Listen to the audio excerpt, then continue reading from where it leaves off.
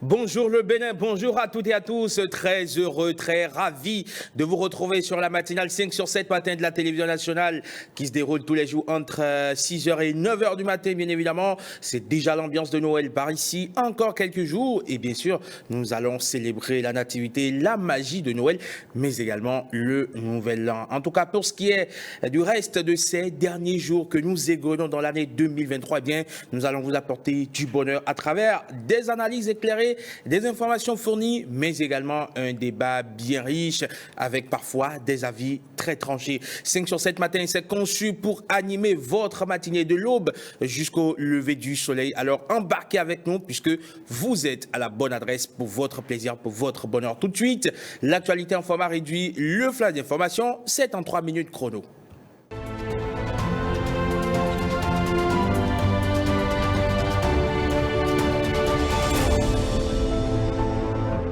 Il était impossible pour Patrice Talon de visiter la Martinique sans passer par le mémorial Cap 110 au large de l'Anse-Cafard, un lieu chargé d'histoire édifié pour rendre hommage à des dizaines de Noirs morts lors d'un tragique événement le 8 avril 1830 au cours de la traite négrière. L'auteur du mémorial est l'artiste plasticien Laurent Valère. Il a présenté le site à la délégation béninoise.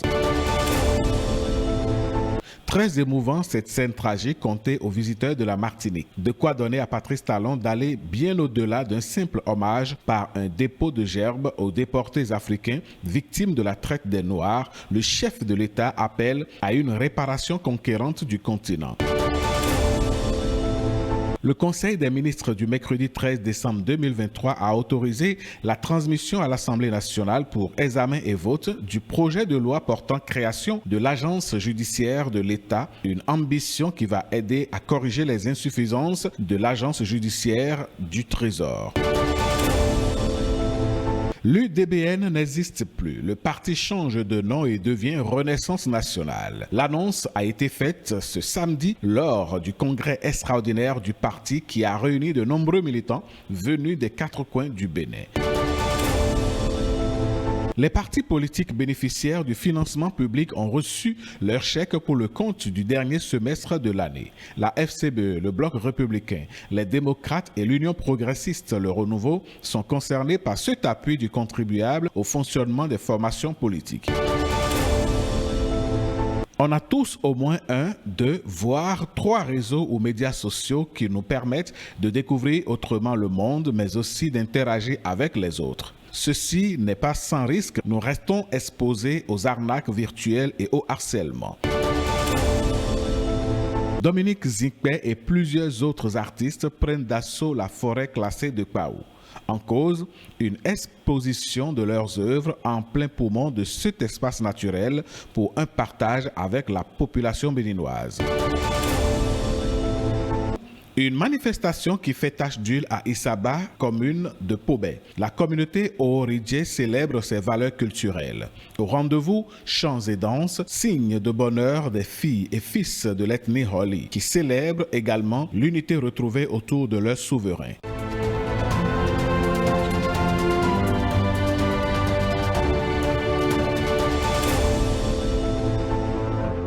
Le flash d'information est une signature d'Alain Sochouma, retrouvé tout à l'heure à partir de 7h, 6h en temps universel. Le premier grand format de l'actualité sur la télévision nationale, ce sera bien évidemment le bulletin d'information.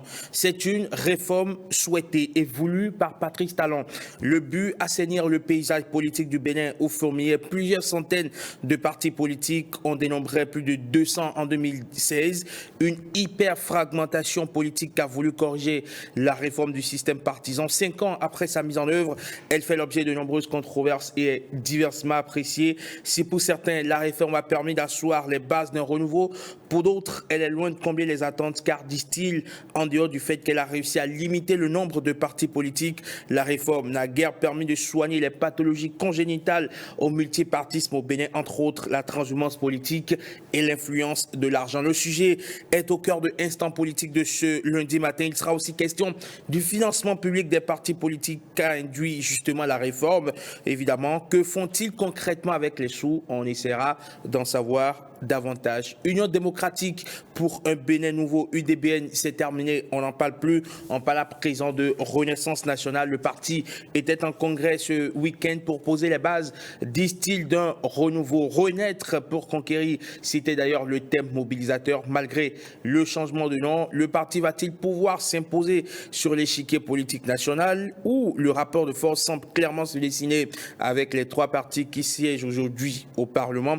Changement profond, refonte totale ou du bruit pour pas grand-chose? Eh bien, nous faisons le débat. Les dettes du PPEA2 seront réglées. En Conseil des ministres, eh bien, mercredi 13 décembre dernier, le gouvernement a autorisé le paiement des prestations relatives au dossier validé par le Conseil interministériel chargé de la vérification, de la validation et de la régularisation des dettes du programme pluriannuel d'appui au secteur eau et assainissement PPEA2, un programme triennal d'accès à l'eau potable financé par la coopération néerlandaise. En 2015, on s'en souvient, un audit diligenté par les Pays-Bas avait révélé une fraude de 2,6 milliards de francs CFA. L'affaire avait conduit à la démission du ministre de l'Énergie de l'époque, Barthélémy Cassard. En 2017, un non-lieu avait été rendu et avait été prononcé pour les 12 personnes inculpées. Le motif: pénalement, il n'y a pas de responsabilité car ils ont agi sous le commandement d'une autorité légitime. L'affaire est-elle définitivement classée? Connaîtra-t-on un jour les fautifs? Analyse à suivre. Et puis, la CEDEAO reconnaît officiellement le coup d'État intervenu au Niger le 26 juillet dernier. Dans un communiqué publié jeudi dernier, l'institution a également annoncé la suspension du Niger de toutes ses instances jusqu'à rétablissement de l'ordre constitutionnel, jusqu'à sa 64e session qui s'est refermée il y a tout juste une semaine. Eh bien, la CEDEAO qualifiait la situation nigérienne de tentative de coup d'État. Cette nouvelle posture de l'institution va-t-elle pouvoir enfin permettre de libérer Mohamed Bazoum?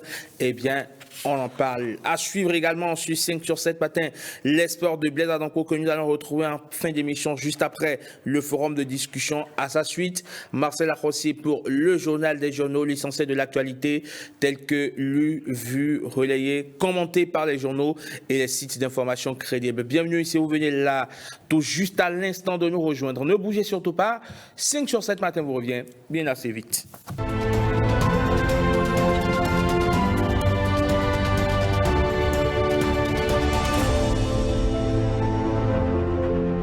5 sur 7 matin, bienvenue dans Instant Politique. C'est une réforme souhaitée et voulue par Patrice Talon. Le but, assainir le paysage politique du Bénin où fourmillaient plusieurs centaines de partis politiques. On en dénombrait plus de 200 en 2016. Une hyper-fragmentation politique qu'a voulu corriger la réforme du système partisan. 5 ans après sa mise en œuvre, elle fait l'objet de nombreuses controverses et est diversement appréciée. Si pour certains, la réforme a permis d'asseoir les bases d'un renouveau, pour d'autres, évidemment, elle est loin de combler les attentes car, disent-ils, en dehors du fait qu'elle a réussi à limiter le nombre de partis politiques, la réforme n'a guère permis de soigner les pathologies congénitales au multipartisme au Bénin, entre autres la transhumance politique et l'influence de l'argent. Le sujet est donc au cœur de cet échange ce lundi matin. Il sera aussi question du financement public des partis politiques qu'a induit justement la réforme. Que font-ils concrètement avec les sous? On essaiera d'en savoir davantage avec ce matin 2 invités triés sur le volet comme toujours. Wilfred Apollinaire Avoyon, le président du parti NFN, Nouvelle Force Nationale, parti non allié. Bonjour et bienvenue. Bonjour Amman. Comment allez-vous? Je vais super bien, vous. Ça va? Plaisir de vous recevoir sur 5 sur 7 matin. En face de vous, Christian Parfait Aoyo de l'Union progressiste Le Renouveau. Bonjour et bienvenue. Bonjour, bonjour aux auditeurs et téléspectateurs de radio et de la télé. Merci beaucoup d'être avec nous ce matin pour évidemment aborder ce sujet d'intérêt, évidemment, pour permettre à nos téléspectateurs, bien sûr, de pouvoir comprendre de quoi cela retourne. Alors aujourd'hui, on va y aller vraiment tout de suite. La réforme du système partisan intervenue donc en 2018, entrée en vigueur, a permis quelque peu d'asseoir les bases d'un renouveau en termes bien évidemment de multipartisme au Bénin. On est parvenu à asseoir à tout le moins mal en mal de grands ensembles politiques. Aujourd'hui, on dénombre plus d'une dizaine, un peu plus d'une quinzaine de formations politiques. Pour vous, est-ce que c'est déjà ça la réussite de la réforme? Alors, 5 ans juste après la réforme, donc après la première loi qui a remplacé celle de 2001, portant charte des partis politiques, donc celle de 2018 modifiée en 2019, 5 ans après, donc disais-je, il serait trop tôt de conclure que c'est un échec ou c'est une réussite. Ce qui est patent, c'est que nous venons de loin en matière d'organisation des partis politiques. Nous avons aujourd'hui le paysage politique, le landerneau politique s'est assaini. Aujourd'hui, une dizaine de partis sont conformes aux règles de la République et 3 ou 4 partis bénéficient du financement public.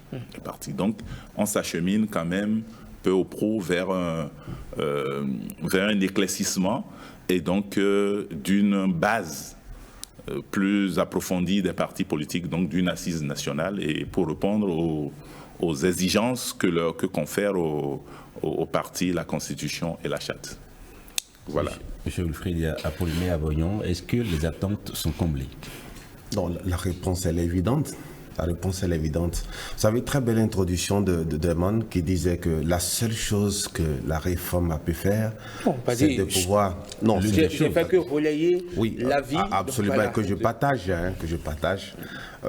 Laissez-moi quand même aller au bout de ça. Non, en fait, je vous explique, la seule chose que la réforme a pu opérer, c'est de limiter le nombre des partis politiques. Le reste, je ne vais pas dire qu'un fiasco parce que c'est une entreprise humaine. Toute entreprise humaine étant tachée d'imperfection, nous sommes en droit de donner nos opinions sur la suite. Alors la question est quoi aujourd'hui? On a l'impression que la loi a été pensée, conçue, mise en œuvre pour nuire aux autres. Je donnerai des exemples, je serai factuel. Je ne verserai pas dans des trucs pour pouvoir dénigrer. Vous savez, nous avons vécu la réforme du système partisan. Nous n'avons pas eu les faveurs de qui que ce soit pour pouvoir traverser les mailles imposées par la réforme. Vous, la nouvelle force? La nouvelle force nationale. Vous savez, je donne, il a cité deux lois. Vous savez, quand on parle de la réforme du système partisan, il faut dire à nos compatriotes de quoi retourne. Je dirais qu'en réalité, ça avait 5,75% de loi. Je dis 5, parce qu'il y a la loi de 2018 qui a été votée, modifiée en 2019, notamment le 17 septembre, mais qui n'est pas respectée. J'ai été victime, mon parti a été victime de ça. Je donne l'exemple. La loi dit en son article 23 que quand vous déposez votre dossier au ministère de l'Intérieur, le ministre de l'Intérieur a 2 mois pour pouvoir dire si vos dossiers sont conformes à la loi ou non. Ce que nous avons fait. 2 mois plus tard, on a fait constater à M. Saka Lafia, il disait qu'il est vétérinaire, que nous venons de constater les délais 2 mois expirés de la loi. Et que, conformément à la disposition de la même loi, nous étions à pied d'œuvre pour aller au journal officiel, pour faire les formalités. Par voie du chef. J'ai les preuves de tout ce que j'ai dit. Nous avons ensuite envoyé nos dossiers au niveau de notre nouveau journal officiel. Ils ont fermé toute la maison pour dire que ne pas aller créer de problème. 2 jours après, on nous appelle au ministère de l'Intérieur pour venir chercher les récépissés, pour venir chercher et arrêter les observations. Et qu'est-ce qu'on nous reprochait? C'est juste changement de nom, un nom mal écrit par rapport à une référence.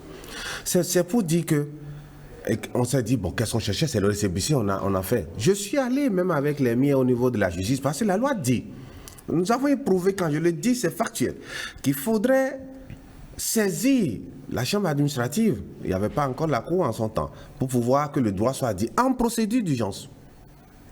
Ce que nous avons fait. Le greffier m'appelle pour dire que c'est le juge qui décide si la procédure doit être en urgence ou non. De quelle république sommes-nous?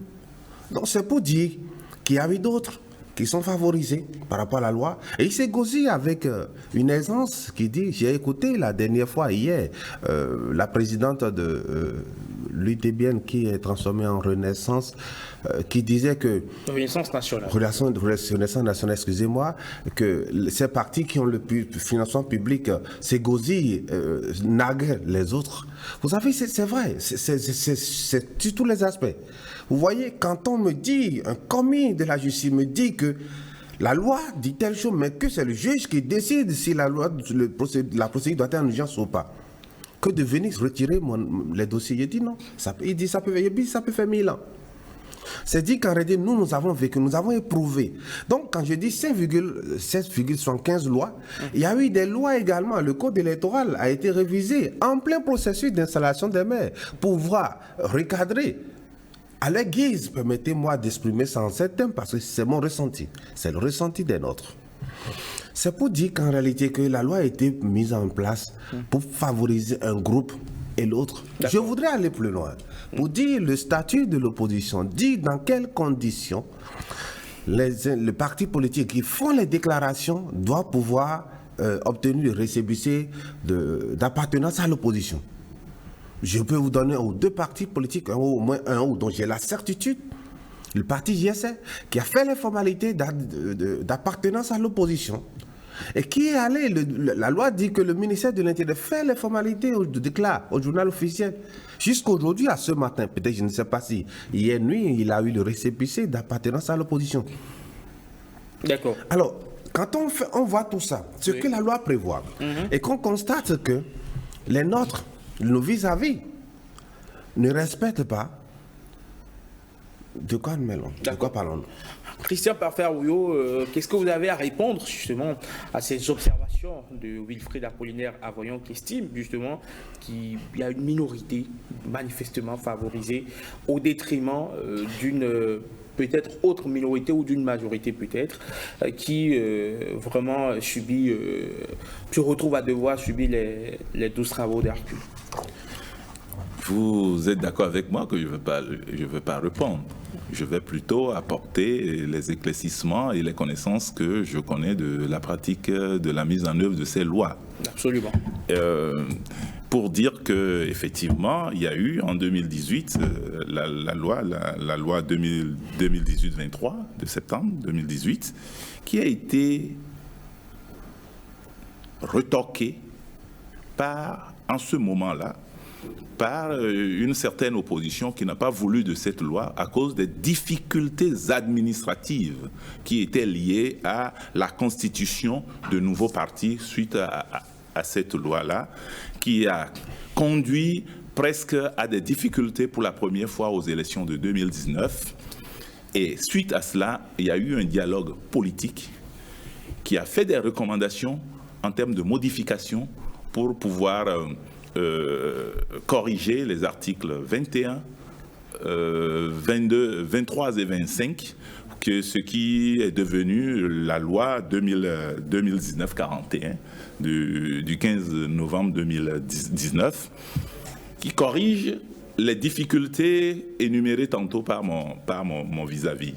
Effectivement, certains, n'étant pas dans les dispositions d'abord psychologiques, je ne cite pas tous les partis, mais certains partis ont refusé de facto que la loi 2018 n'était pas applicable et ont fait la chaise vide. J'aimerais que nos mémoires soient rafraîchies.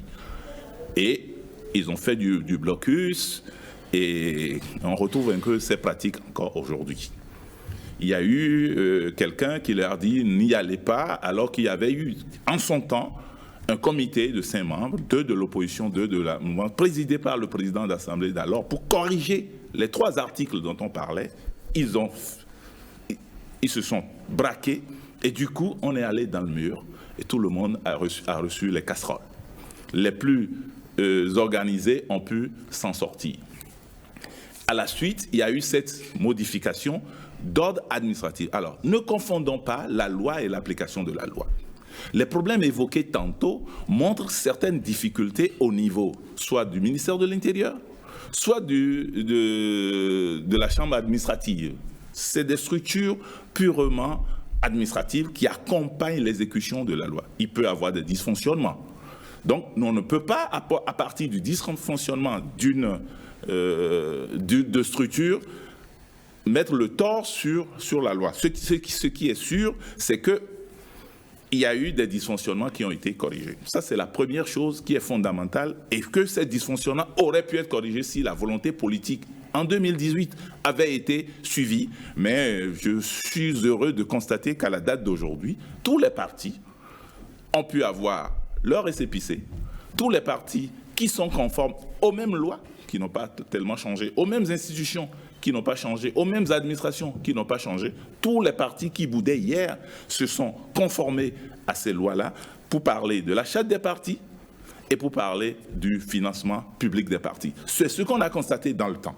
Il s'est fait que les difficultés vont toujours venir, c'est à nous de les remonter.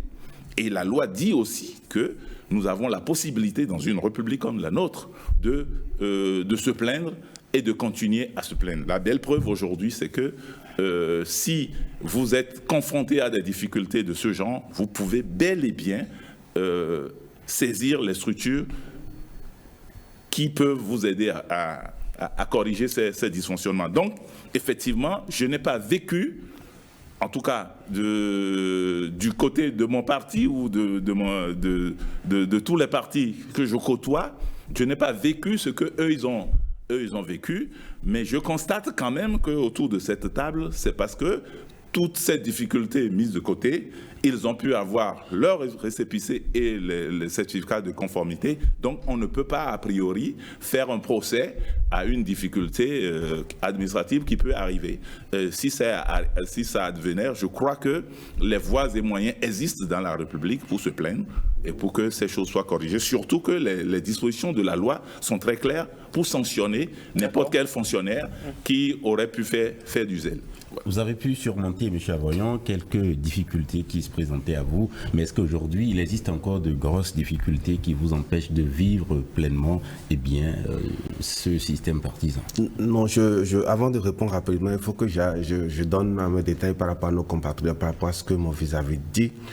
Vous savez, je voudrais que vous fassiez attention à ce que j'ai dit et dans les délais, les lois auxquelles je fais référence en parlant. Ce que je vous dis, vous avez dit qu'il y avait des difficultés qui ont été corrigées en 2019. Non, c'est faux. Ce que j'ai vécu avec les miens, c'était en 2020. Donc, c'était la loi 2019-41 du 15 novembre 2019 qui a été ce que nous avons vécu. C'est-à-dire, le nouvel article qui a été revu disait, pour corriger les difficultés que les autres ont eues, que le ministre de l'Intérieur, dans 2 mois, et on a cadré ça dans 2 mois. Et pour répondre à votre question aujourd'hui, ça continue. Ça continue. Les exemples sont légion. Vous savez, on a tous assisté. Vous savez, en début d'année, j'ai été débouté à la Cour constitutionnelle par rapport au rejet de notre liste par rapport aux élections. Et j'ai écouté le directeur général des impôts quand notre avis avait dit qu'il y a tout ce qu'il faut pour punir les fonctionnaires qui n'auraient pas fait un certain nombre de choses. La loi faisait obligation à un certain nombre de choses d'agir. Mais dites-moi, quand le directeur général dit par exemple, le directeur général des impôts, dit qu'il a reçu l'instruction, les compatriotes ont suivi, qu'il a reçu l'instruction de ne pas délivrer, qu'est-ce que vous répondez à ça? Première observation. Deuxième chose, je vous dis que jusqu'à ce matin, des partis politiques ont fait les formalités d'adhésion à l'opposition et à l'heure où je vous parle, ils n'ont pas eu le récépissé d'appartenir à l'opposition. 3. Jusqu'à l'heure où je vous parle, la loi dit que la Sénat propose un décret de nomination de chef de file de l'opposition. Vous connaissez qui, le décret aujourd'hui? Vous connaissez? Quelqu'un a accès au décret? Qui dit qui est le chef de file de l'opposition? Le porte-parole du gouvernement a clarifié cette situation. Non, dites-moi. Il a clarifié la situation. Non, il a clairement notifié que jusqu'à nouvel ordre, Éric Ngounete est toujours reconnu comme étant chef de file de l'opposition. Éric Ngounete l'a dit que jusqu'en réalité, dans un passé très récent, qui n'a jamais vu la tête. Monsieur Eman, quand on recrute dans une administration, parce que nous parlons de l'administration du droit, je ne suis pas spécialiste, mais ce que j'en sais, c'est que quand on vous nomme à quelque chose, il y a un acte qui matérialise cela. La loi dit que le chef de file de l'opposition a un cabinet. Dites-moi, qu'est-ce qui a été opérationnalisé pour permettre, qu'est-ce qui a été mis en place pour opérationnaliser la loi, enfin, son cabinet? Juste là, rien. Donc, ce qu'on vient de me dire que les dispositions sont mises en place, non. Aucun dispositif rigoureux n'est mis en place pour contraindre ou pour punir à la hauteur des forfaits ceux qui commettent en réalité ces dérives. La plus forte raison pour se dédouaner, le l'ex-ministre de l'Intérieur disait quelque part que lui n'est qu'un vétérinaire. Aujourd'hui, il est le président de la Sénat. Donc, c'est pour dire qu'en réalité, que les gens commettent ce qu'il faut et les forfaits passent. Nous subissons, et c'est hors délai, qu'on dit qu'il y a eu telle chose. Pour finir.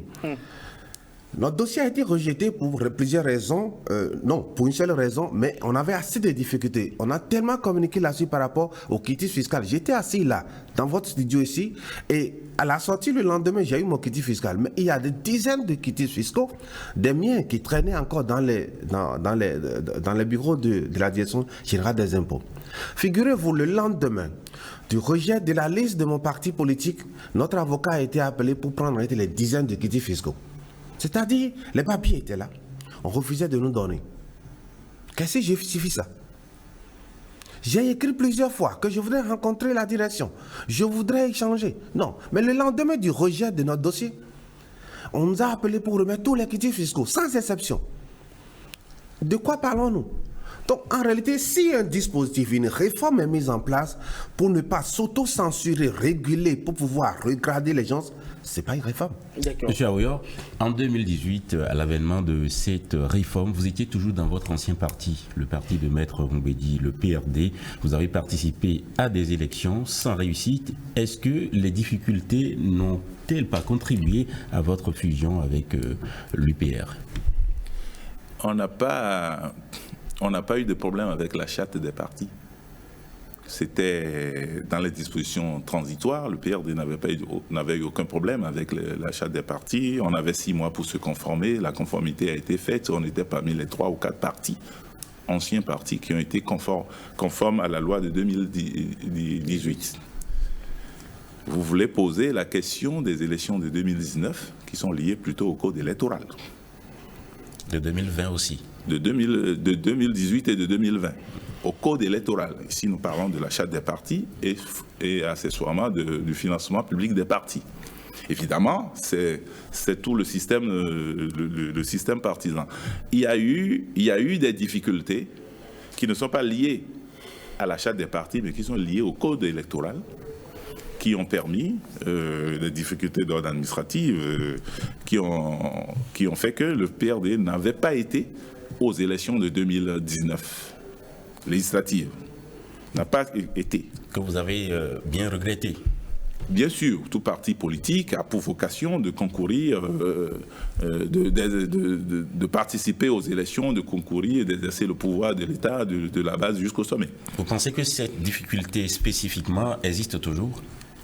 Non, ces difficultés ont été circonscrites dans le temps et dans l'espace. Et ont trouvé des solutions aussi bien exogènes qu'endogènes. Ma question était de savoir si ces difficultés ne vous ont pas poussé à aller vers l'UPR. Non, ce n'est pas les difficultés qui nous ont poussé à aller vers l'UPR. Il faut dire d'abord que les difficultés s'appréhendent par rapport à l'environnement global et par rapport à l'environnement interne. Le PRD n'a jamais refusé d'aller dans les grands ensembles, puisque nous étions... Une fois, ça n'a pas marché. Une première fois, ça n'a pas marché. Ne confondez pas les élections qui n'ont pas marché.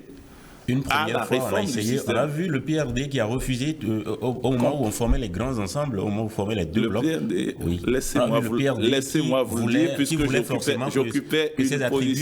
j'occupais une position aussi stratégique que cela, aussi bien dans le parti qu'au Parlement, en tant que conseiller technique du président de l'Assemblée nationale d'alors. Je vous dis qu'il s'agissait bel et bien de dispositions qui ont été prises pour aller aux élections de 2019. Et tout ça fait partie du système partisan? Bien sûr, bien sûr. Des partis ont échoué. Des partis n'ont pas été du tout, et puis se sont rattrapés. Ce qu'il faut reconnaître dans l'ensemble, c'est que le système s'éprouve. Le système partisan s'éprouve et nous sommes à 5 ans des élections. Si on fait un focus uniquement sur un parti, on risque de trouver tout le temps midi à sa porte. Ce qu'il faut surtout garder, c'est de dire que où en sommes-nous au niveau de la situation? Ce qu'il vient de dire le président le représentant de Nouvelle Force, le président de Nouvelle Force nationale, ça s'entend. Il faut le vérifier, je crois qu'il est de bonne foi. Une fois que c'est vérifié, ça pose un problème à la classe politique de revoir les choses qu'il faut corriger. La vocation du système partisan, ce n'est pas de bloquer X ou Y. Si par exemple le statut de l'opposition qui est très clair, je crois que pour ces genres de choses, il faut retoquer et saisir les structures qui doivent le faire. Ce qui est important et sûr, c'est que l'opposition aujourd'hui se manifeste aussi par la présence à l'action gouvernementale. L'action gouvernementale, l'opposition se manifeste et se matérialise aussi par la présence à l'action gouvernementale. Il ne faut pas confondre se déclarer à l'opposition et il ne faut pas confondre le chef de file de l'opposition. Voilà de petites notions qu'il ne faut pas confondre. Il faut être d'abord de l'opposition, il faut se déclarer de l'opposition et pour être chef de file de l'opposition, il faut avoir gagné un certain nombre de sièges pour prétendre à cela. Et de facto, pour revenir au décret, la loi s'applique d'elle-même puisque les conditions pour être chef de file de l'opposition sont connues par la loi, bien décrites, même si un décret d'application n'est pas clairement spécifié, il y a eu déjà un chef de file de l'opposition qui a bénéficié de tous ces droits par rapport aux élections communales de 2020. Et puis aujourd'hui, il y a après une autre élection, puisqu'on se réfère soit aux dernières élections communales, soit aux dernières élections législatives, et dans le cas échéant, c'est les élections législatives, et c'est celui qui a gagné de l'opposition ces élections législatives qui devient de facto le parti, qui devient de facto le chef de file de l'opposition. Monsieur Aroyo, nous allons faire quelque peu évoluer la réflexion. Évidemment, on vient de peindre une situation ou des situations, mais liées, on va dire, à la gestion administrative, liée justement à cette réforme du système partisan. Mais lorsqu'on interroge aujourd'hui les aspirations politiques, il n'y a que le système partisan veut permettre à ce que déjà les partis aient une identité nationale, aient une idéologie, aient une école du parti, puissent vraiment former des citoyens à l'action politique. Est-ce qu'aujourd'hui, au sein des formations politiques, cette vocation justement de la réforme est véritablement ancrée? Est-ce qu'on est en droit de dire aujourd'hui qu'on est parvenu à asseoir de véritables grands ensembles qui impactent, on va dire, la classe politique? Je peux vous dire que, en tant que membre de UP Le Renouveau, on vit ces événements de l'intérieur. Plus le parti est grand, tout ce que vous évoquez comme problème à régler deviennent de grandes difficultés. L'école du parti à UP Le Renouveau, nous l'avons. Le journal, nous l'avons. La formation, nous le faisons. Et on s'est rendu compte, on a fait toutes les élections, la dernière, les élections législatives, on a confirmé notre hégémonie, mais nous avons très tôt, après ces élections législatives de janvier 2023, nous avons compris que nous avons quelques difficultés en interne, surtout la mise en place de nos cellules de base. Et donc sur toute l'étendue du territoire, au bas mot, ça fait 6 000, je dis bien 6 000 quartiers de villes ou villages politiques, à ne pas confondre avec les quartiers de ville et villages du point de vue administratif. Dans un village, nous on peut, ou dans un quartier, on peut avoir 3 cellules, 4, selon la taille des militants qui y sont. On a fait un recensement dernièrement et on va commencer la mise en place des assemblées générales pour pouvoir mettre 6 000 structures sur pied. 6 000 structures sur pied, c'est toute une organisation, tout un maillage. Ce n'est pas sans difficulté. Ce n'est pas sans difficulté du tout, mais il faut y aller. C'est vous dire que ces difficultés aujourd'hui, tous les partis vont passer par là et nous n'allons pas nous dérober à cela, sinon on n'aura pas de parti d'envergure nationale. Vous devez être présent dans les villages et quartiers de ville. Vous devez avoir les militants à ce niveau-là. C'est à cette aune, et à cette aune seulement, que vous pouvez dérouler l'autre aspect de votre programme, celle de former les militants et de les amener à l'action civique, à l'action politique, et de les former à la gestion de la chose publique. Donc, Ce qui est, nous, de notre côté, nous suivons un processus en silence, mais je puis vous dire de l'intérieur que ce n'est pas facile du tout, parce qu'il y a une grosse machine lorsqu'on a une vocation nationale pour y aller. D'accord, monsieur Avoyon, malheureusement, le temps est parti pour...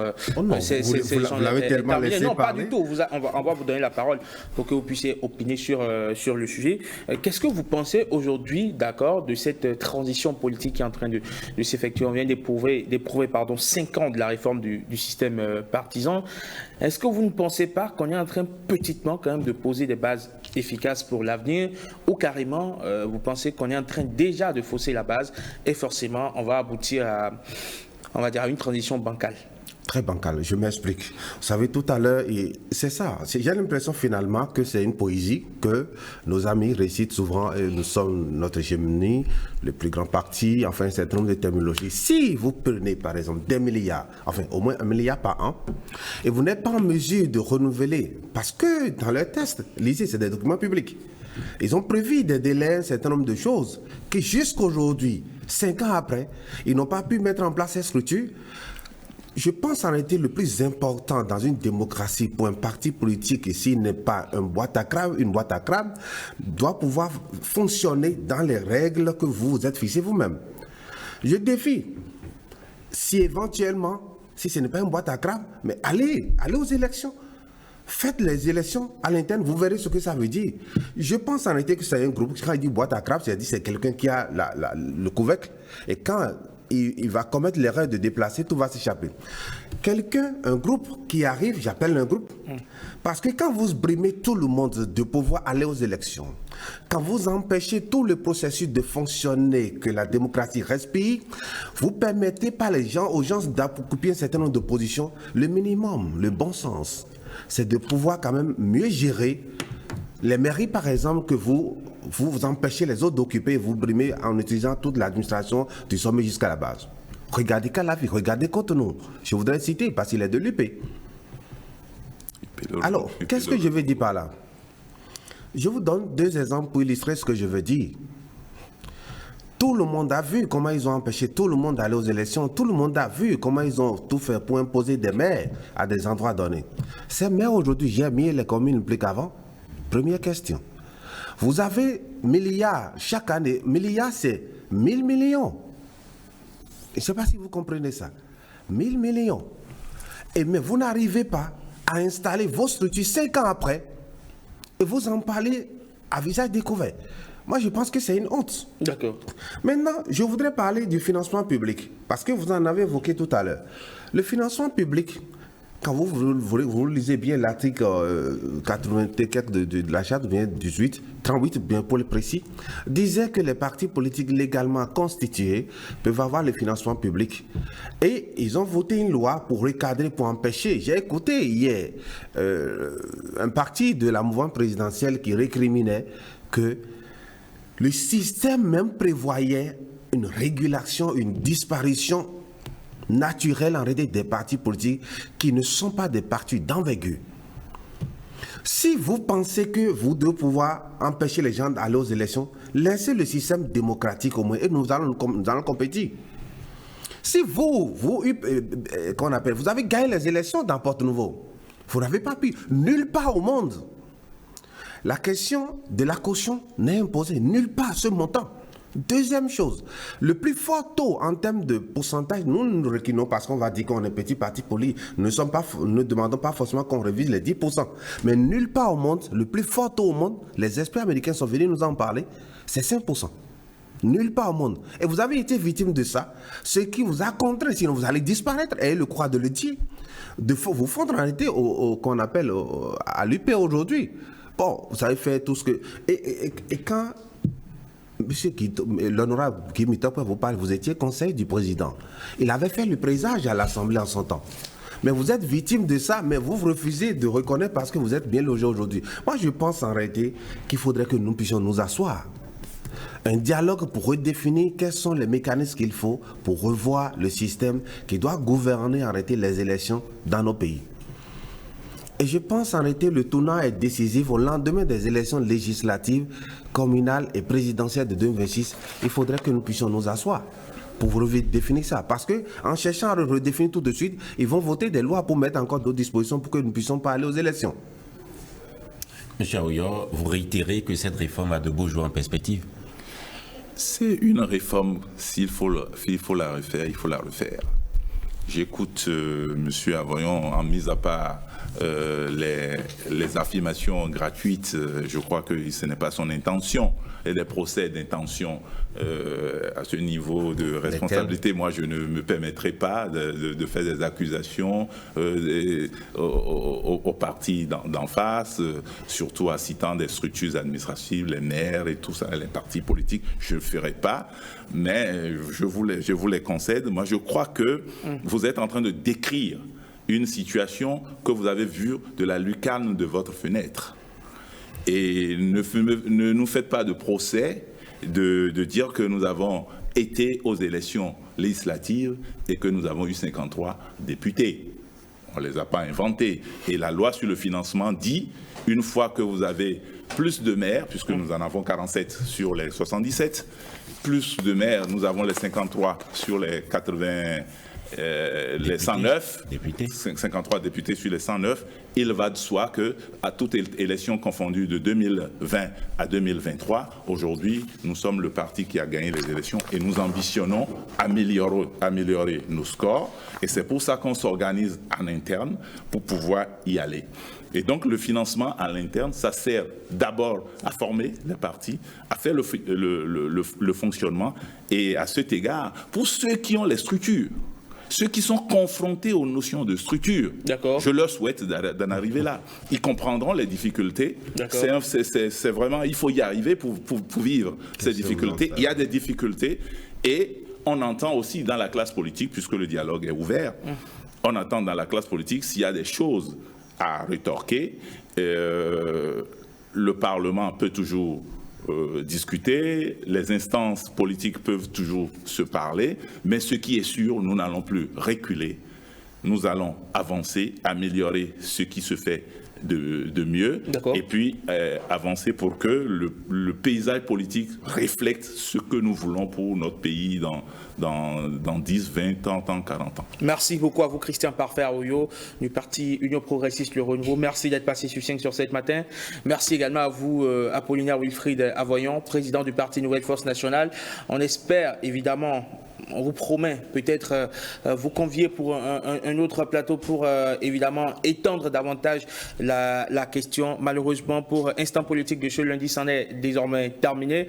On va marquer une pause, le temps de recevoir Ulvaeus Balogun pour le premier grand format de l'actualité sur la télévision nationale. C'est bien sûr le bulletin d'information. Ce n'est pas habituel de l'installer à cette heure-ci, mais pour des raisons indépendantes de notre volonté, évidemment, on a dû repousser un peu Instant Politique. À tout de suite. Fidèles amis téléspectateurs de la télévision nationale, dans le cadre de la mise en œuvre du nouveau plan de service des bouquets Canal+, votre chaîne nationale change de numérotation. À partir du mardi 14 novembre 2023, retrouvez-nous désormais sur le canal 280. Merci de votre fidélité à nos programmes. L'ORTB passe en vous.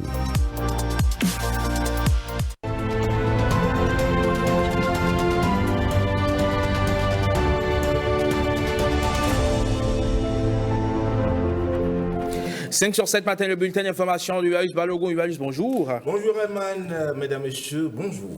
On y va pour les informations.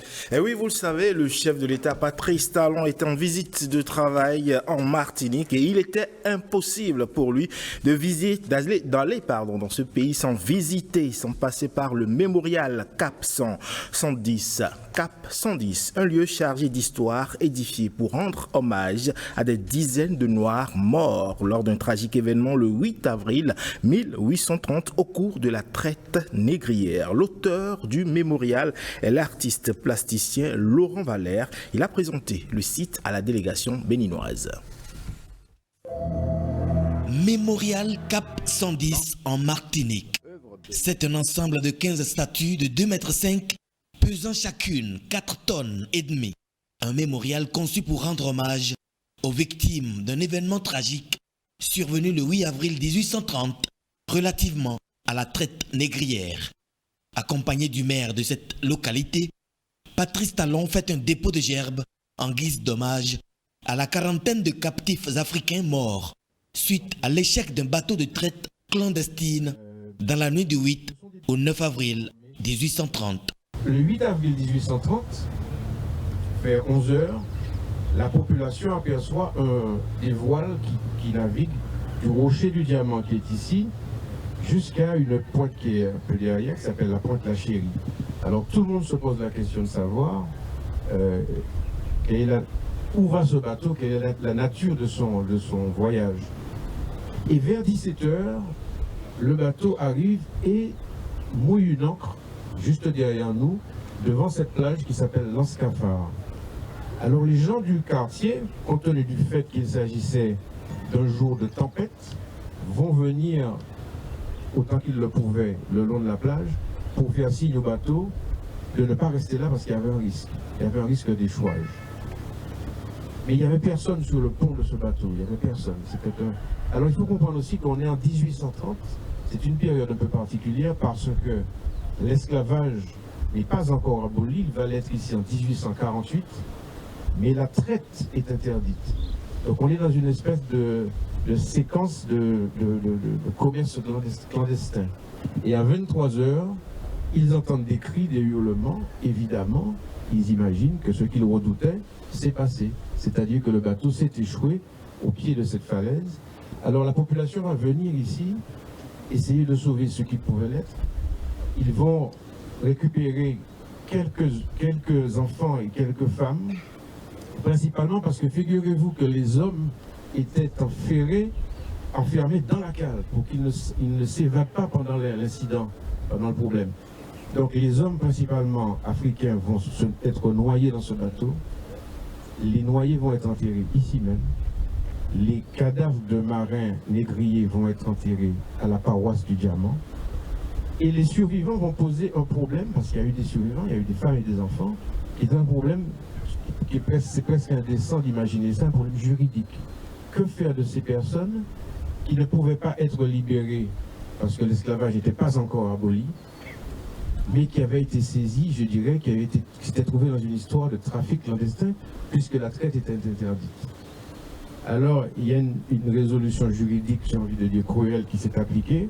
Il a été considéré que c'était des saisies de douane et ils ont été déportés une seconde fois, cette fois en Guyane.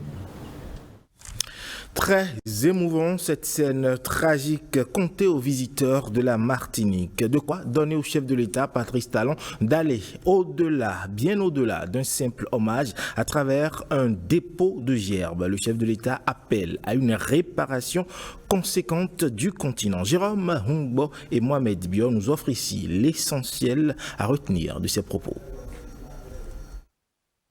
Je n'imaginais pas que la charge émotionnelle serait aussi intense.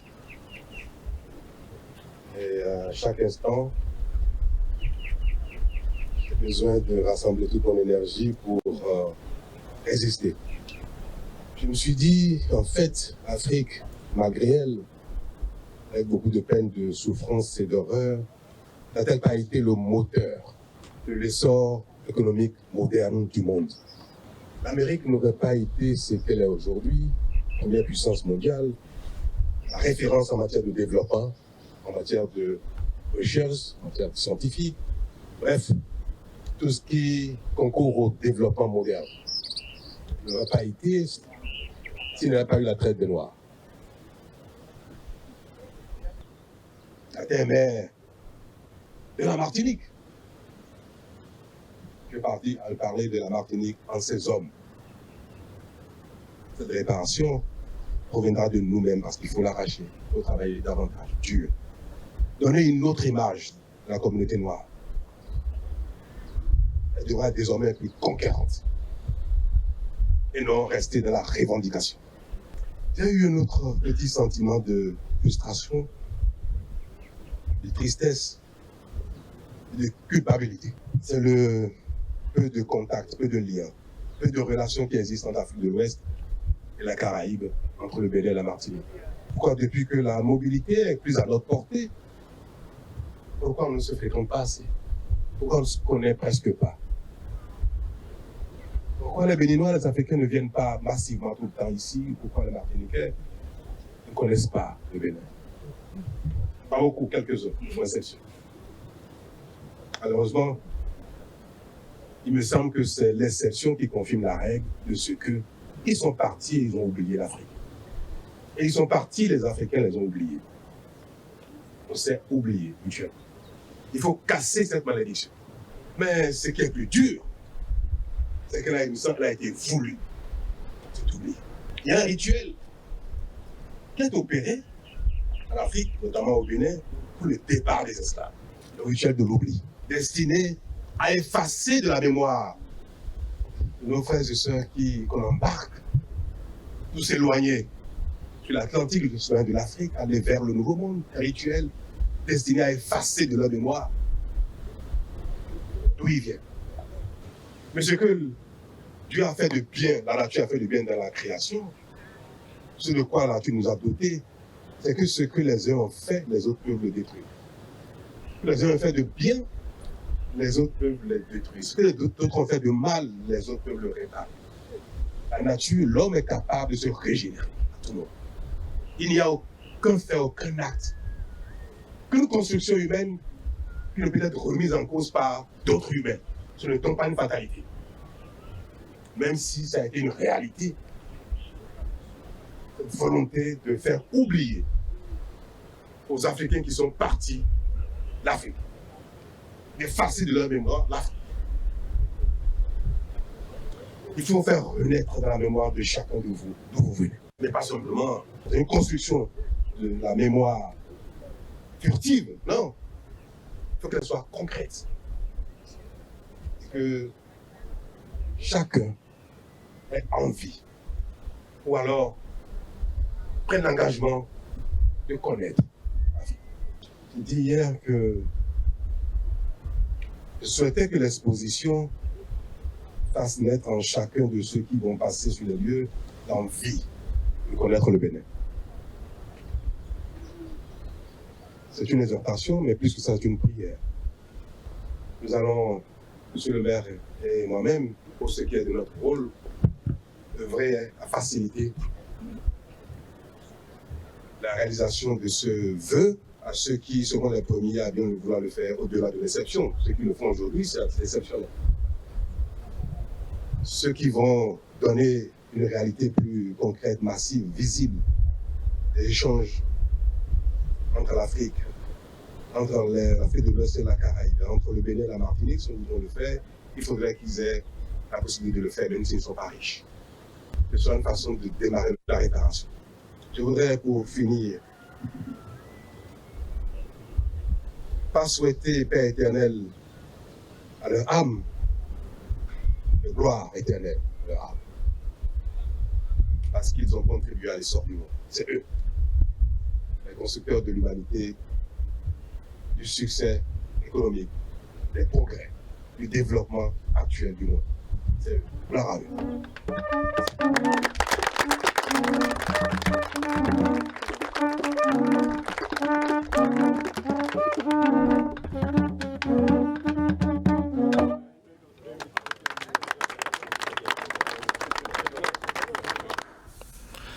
Retour au Bénin où le Conseil des ministres du mercredi 13 décembre dernier a autorisé la transmission à l'Assemblée nationale pour examen et vote du projet de loi portant création de l'agence judiciaire de l'État. Une ambition qui va aider à corriger les insuffisances de l'agence judiciaire du Trésor. Quelles sont les attributions de la nouvelle structure? Les éléments de réponse à travers cet élément signé Ariane Da Silva. L'État, dans son rôle régalien, doit définir le droit et rendre la justice, détenir la souveraineté monétaire et la souveraineté budgétaire. Tout ceci en assurant une bonne gestion des finances publiques. Dans la foulée, l'État doit aussi penser à la défense de ses intérêts. L'agence judiciaire du Trésor, AJT, a pour mission de défendre les intérêts de l'État aux fins de recouvrement des créances.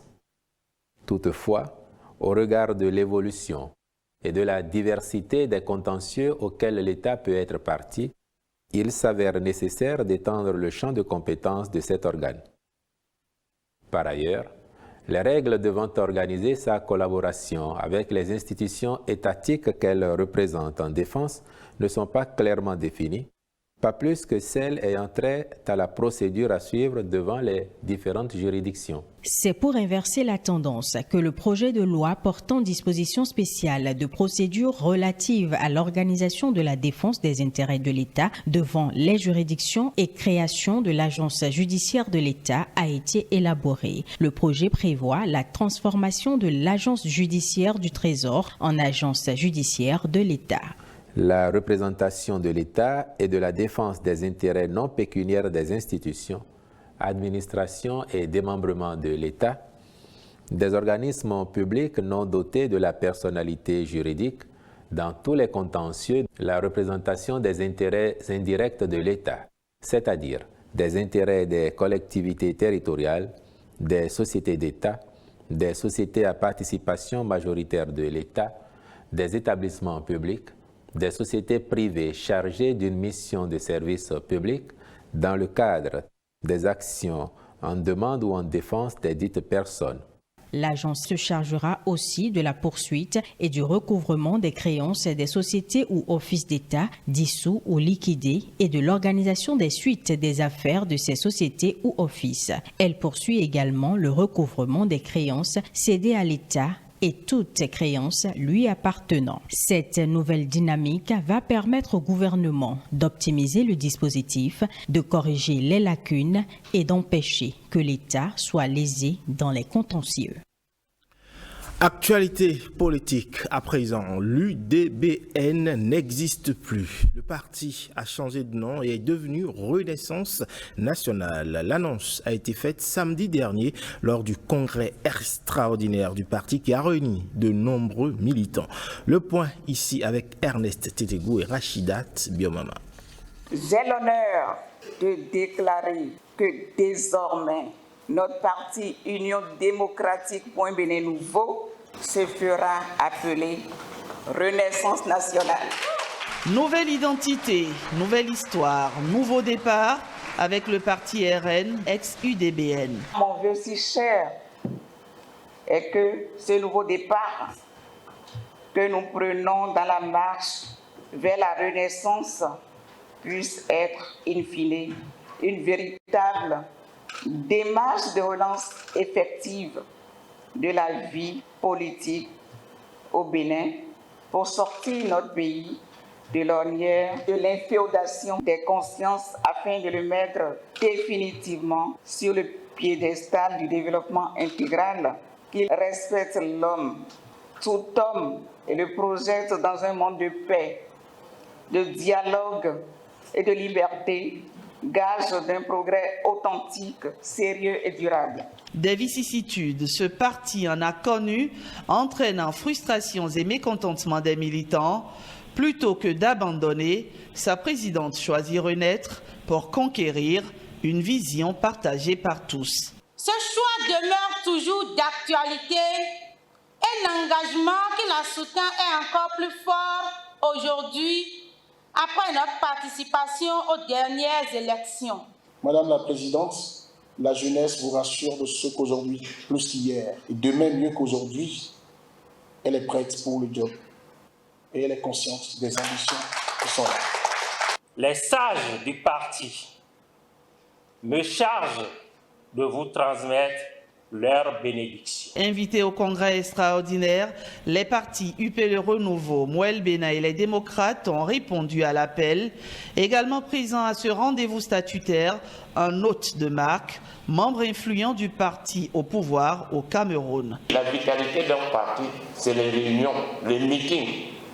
Et je suis fier de me retrouver ici dans un contexte de convivialité. Tel un roseau, l'UDBN plie mais ne rompt pas.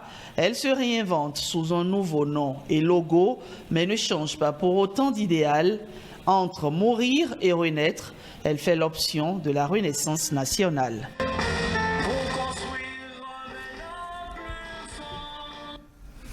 Et puis, les partis politiques bénéficiaires du financement public ont reçu leur chèque pour le compte du dernier semestre de l'année. La FCBE, le Bloc républicain, les démocrates et l'Union progressiste, le renouveau sont concernés par cet appui du contribuable au fonctionnement des formations politiques. Wenceslas Awaimon et William Aguiar. 1,5 milliard de francs CFA pour le compte du dernier semestre de l'année. C'est le montant mis à la disposition de 4 formations politiques éligibles au financement public. Une disposition constitutionnelle dont l'objectif est d'accompagner le fonctionnement des formations politiques en République du Bénin. Le financement public des partis politiques concourt entre autres au fonctionnement des partis, à la promotion de leurs programmes politique, à la participation aux consultations électorales, à la formation de leurs militants et enfin à l'éducation civique et politique de leurs membres et des citoyens en général. Ainsi, sont éligibles au financement public les partis politiques qui disposent d'un siège national et des sièges départementaux dans des locaux exclusivement destinés aux activités du parti, qui justifie de la tenue régulière des instances statutaires du parti et qui justifie les ressources financières et leur utilisation. Pour bénéficier de ce financement public, il faut également réussir à avoir des élus communaux et ou parlementaires. 60% du financement sont attribués au prorata des élus communaux et 40% au prorata des élus parlementaires. Les bénéficiaires saluent l'engagement du gouvernement qui travaille au renforcement du système partisan. Nous voulons remercier la République, remercier le gouvernement et son chef pour cet engagement pris par le gouvernement et qui est honoré d'année en année.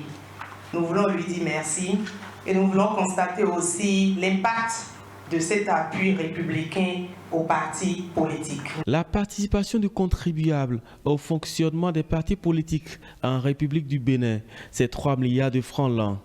Les bénéficiaires sont tenus de produire à la Cour des comptes les états financiers pour justifier de leur gestion au plus tard le 30 avril de chaque année.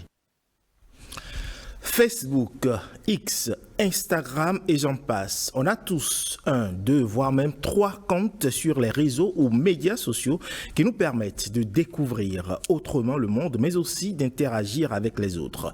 Mais savez-vous que cela n'est pas sans risque? Puisque vous allez le voir, eh bien, nous restons exposés aux arnaques virtuelles et au harcèlement. Rebecca Kenjone et Oded dessous nous dévoilent dans l'élément à suivre ces menaces qui nous obligent à avoir une bonne hygiène numérique.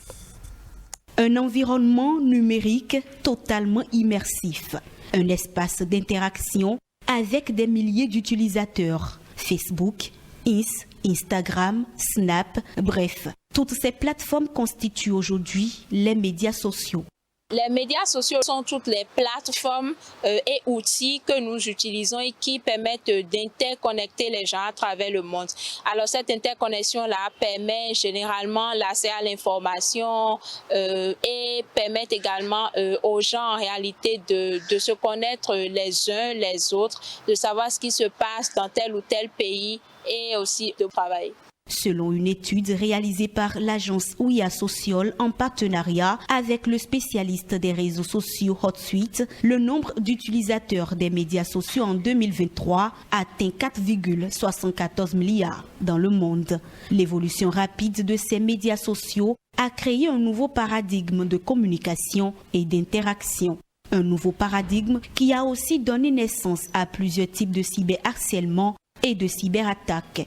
Le phishing qui est une méthode que des personnes malveillantes utilisent pour se faire passer pour des organisations de confiance ou pour des personnes très proches de nous pour soutirer des informations très sensibles. À part ça, il y a l'escroquerie généralement qui se passe même très souvent avec les fausses annonces de recrutement ou de travail en ligne. Il y a également le doxing qui est une propagation sans consentement d'informations personnelles et même parfois intimes d'autres personnes.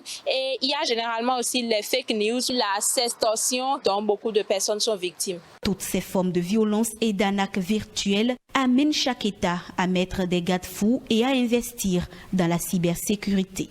Au Bénin, l'Agence des systèmes d'information et du numérique ASIN, à travers son pôle sécurité informatique, se charge du côté obscur des réseaux sociaux.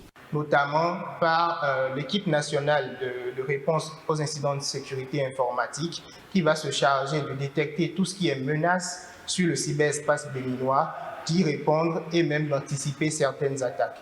Ça passe également par tout ce qui est mesure de lutte contre les cyber-arnaques en ligne grâce au laboratoire d'investigation numérique. Et ça passe également par la confiance numérique, donc la promotion de la confiance numérique grâce à l'opérationnalisation de la PKI nationale et aussi de tout ce qui est campagne de sensibilisation que l'agence organise chaque mois. À tout ceci s'ajoute l'annonce de la création du Centre national d'investigation numérique, CENIN, un centre qui va permettre d'intensifier la lutte contre la cybercriminalité à travers des outils plus modernes.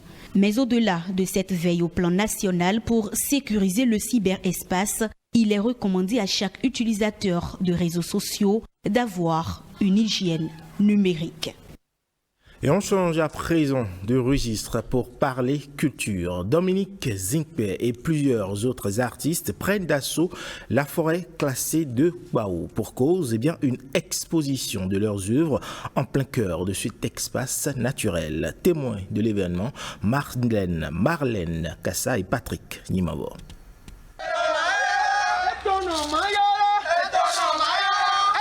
Bienvenue à la galerie d'art naturel de la forêt de Pao.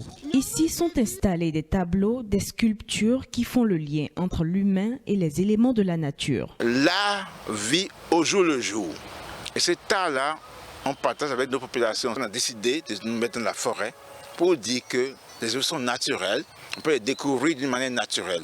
Les artistes allient leur inspiration à la respiration des végétaux, en phase avec la lutte mondiale pour la préservation des ressources naturelles et les objectifs de développement durable, initiative qu'encourage le gouvernement. Cette COP artistique crée une synergie créatrice stimulante.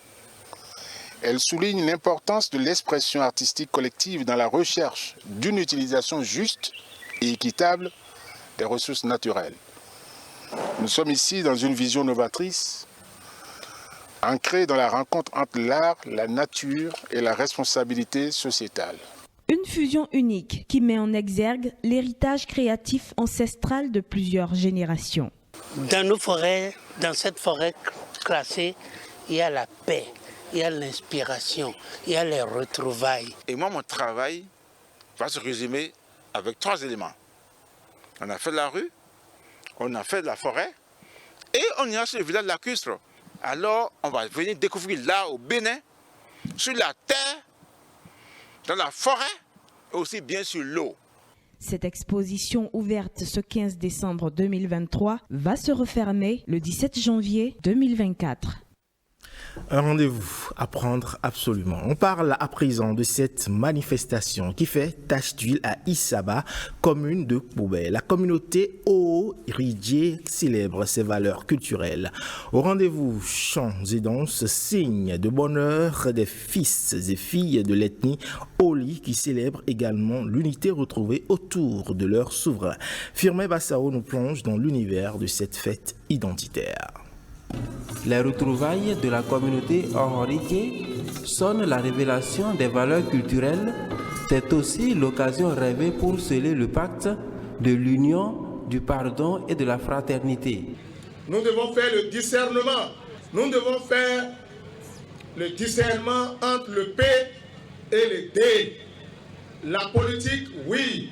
Le développement doit être notre priorité. Le président de l'Assemblée nationale vous apporte entièrement son soutien.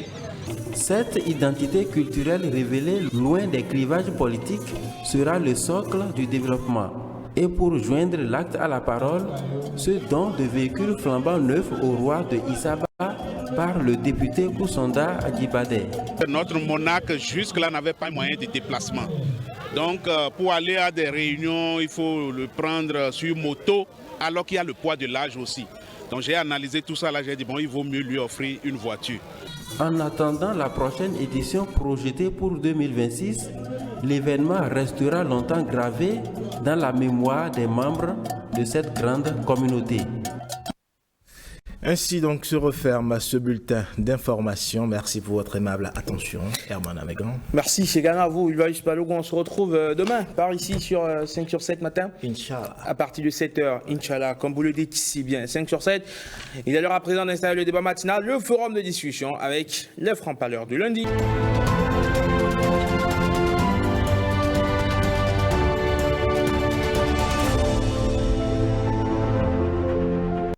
5 sur 7 matin, bienvenue dans le débat matinal, bienvenue dans le forum de discussion.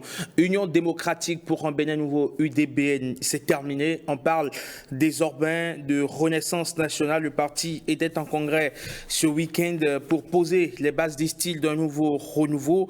De renouveau, j'allais dire, renaître pour conquérir, c'était d'ailleurs le thème mobilisateur.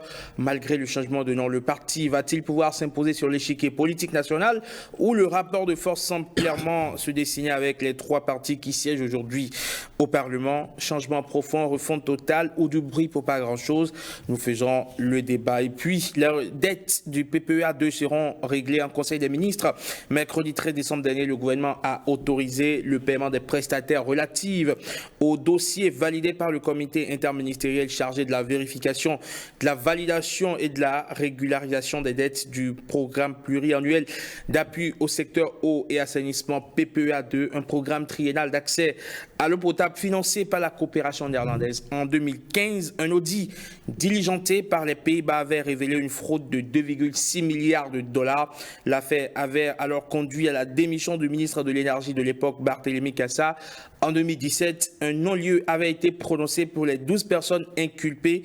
Le motif, pénalement, il n'y a pas de responsabilité car ils ont agi sous le commandement d'une autorité légitime. L'affaire est-elle définitivement classée? Connaîtra-t-on un jour les fautifs? Analyse à suivre. Et puis, la CEDEAO reconnaît officiellement le coup d'État intervenu au Niger le 26 juillet dernier. Dans un communiqué publié jeudi dernier, l'institution a également annoncé la suspension du Niger de toutes ces instances jusqu'à rétablissement de l'ordre constitutionnel. Jusqu'à sa 64e session qui s'est refermée il y a tout juste une semaine, l'institution qualifie encore la situation nigérienne de tentative de coup d'État. Cette nouvelle posture de la CEDEAO va-t-elle pouvoir enfin permettre de libérer Mohamed Bazoum, président visiblement et manifestement déchu? Évidemment, on essaie d'y répondre avec autour de la table un panel qui n'a pas, on va dire, qui ne ressemble pas aux autres, même si un des habituels francs-parleurs du lundi est resté. Alphonse Moïsoudé, bonjour et bienvenue. Bonjour à vous, bonjour à toutes et à tous. Et en revenant dans l'arène, Ange Banouin, bonjour et bienvenue. Bonjour Eman et bonjour téléspectateurs. Vous êtes journaliste, vous êtes analyste politique, vous êtes également écrivain. Et puis Josué Fortuné Merouino, mon confrère du quotidien du service public. Bonjour et bienvenue Josué. Bonjour Eman, bonjour aux téléspectateurs. Merci d'avoir répondu à notre invitation pour ce débat matinal, ce forum de discussion. Et on s'intéresse, Alphonse Moïsoudé, à ce changement intervenu donc à l'UDBN, l'Union démocratique pour un Bénin nouveau, qui n'existe plus et qui devient Renaissance nationale. Le parti semble-t-il toujours en train de rechercher ses marques sur l'échiquier politique? Oui, vous savez que le parti, entre-temps, la présidente avait décidé de passer la main à quelqu'un d'autre et ça ne s'est pas bien passé. Elle a dû reprendre, Madame Sylvie de Chacus, en l'occurrence. Elle a dû reprendre les rênes du parti. L'essentiel pour moi, c'est pas le changement de nom, renaître pour conquérir, c'est pas là le pouvoir. Quel est le mécanisme mis en place par ce parti-là pour conquérir le pouvoir? C'est vrai qu'en 2000, les dernières élections, le parti n'a rien eu. Donc il faudrait que pour les élections générales de 2026, que le parti change de stratégie. Parce que pour conquérir le pouvoir, c'est une affaire de stratégie. Quand vous regardez les gros morceaux qui sont sur le terrain, ça va l'UP, le Renouveau, le Bloc républicain, le Parti Les Démocrates, FCBE. Bon, moi, le Bénin se retrouve dans le même cas qu'on appelle la Renaissance nationale. Parce qu'il faut que ces partis-là se mettent ensemble. Parce que quand vous avez participé à plusieurs élections que ça n'a rien donné, vous devez trouver une nouvelle stratégie. Moi, j'ai dit, écoute, ces partis-là. Parce qu'aujourd'hui, pour avoir des élus, il faut avoir une envergure nationale. Est-ce que ces partis-là ont mesuré leur envergure nationale pour que c'est vrai, il faut changer le nom, les objectifs sont les mêmes. Quelles sont les stratégies mises en place pour conquérir le pouvoir? Parce que nous avons 3 élections en 2026. Est-ce que ce parti-là a la certitude qu'elle pourra mobiliser suffisamment de monde? Parce qu'on a dit il faut changer, il faut que les gens adhèrent au parti. Mais qu'est-ce que ce parti-là propose? Parce que pour adhérer à un parti politique, il faut d'abord être convaincu de l'idéologie du parti. Il faut que le parti-là vous propose une alternative. Qu'est-ce que ce parti-là propose et que les autres n'ont pas encore proposé? Donc moi, j'ai toujours dit qu'il faudrait que ce parti-là finisse par s'associer à d'autres. Si réellement les cadres qui sont dans ce parti-là veulent un jour occuper un poste de responsabilité, bien occuper des postes de députés, maires, ainsi de suite, il faut qu'ils s'associent à d'autres partis qui ont la même philosophie que le parti.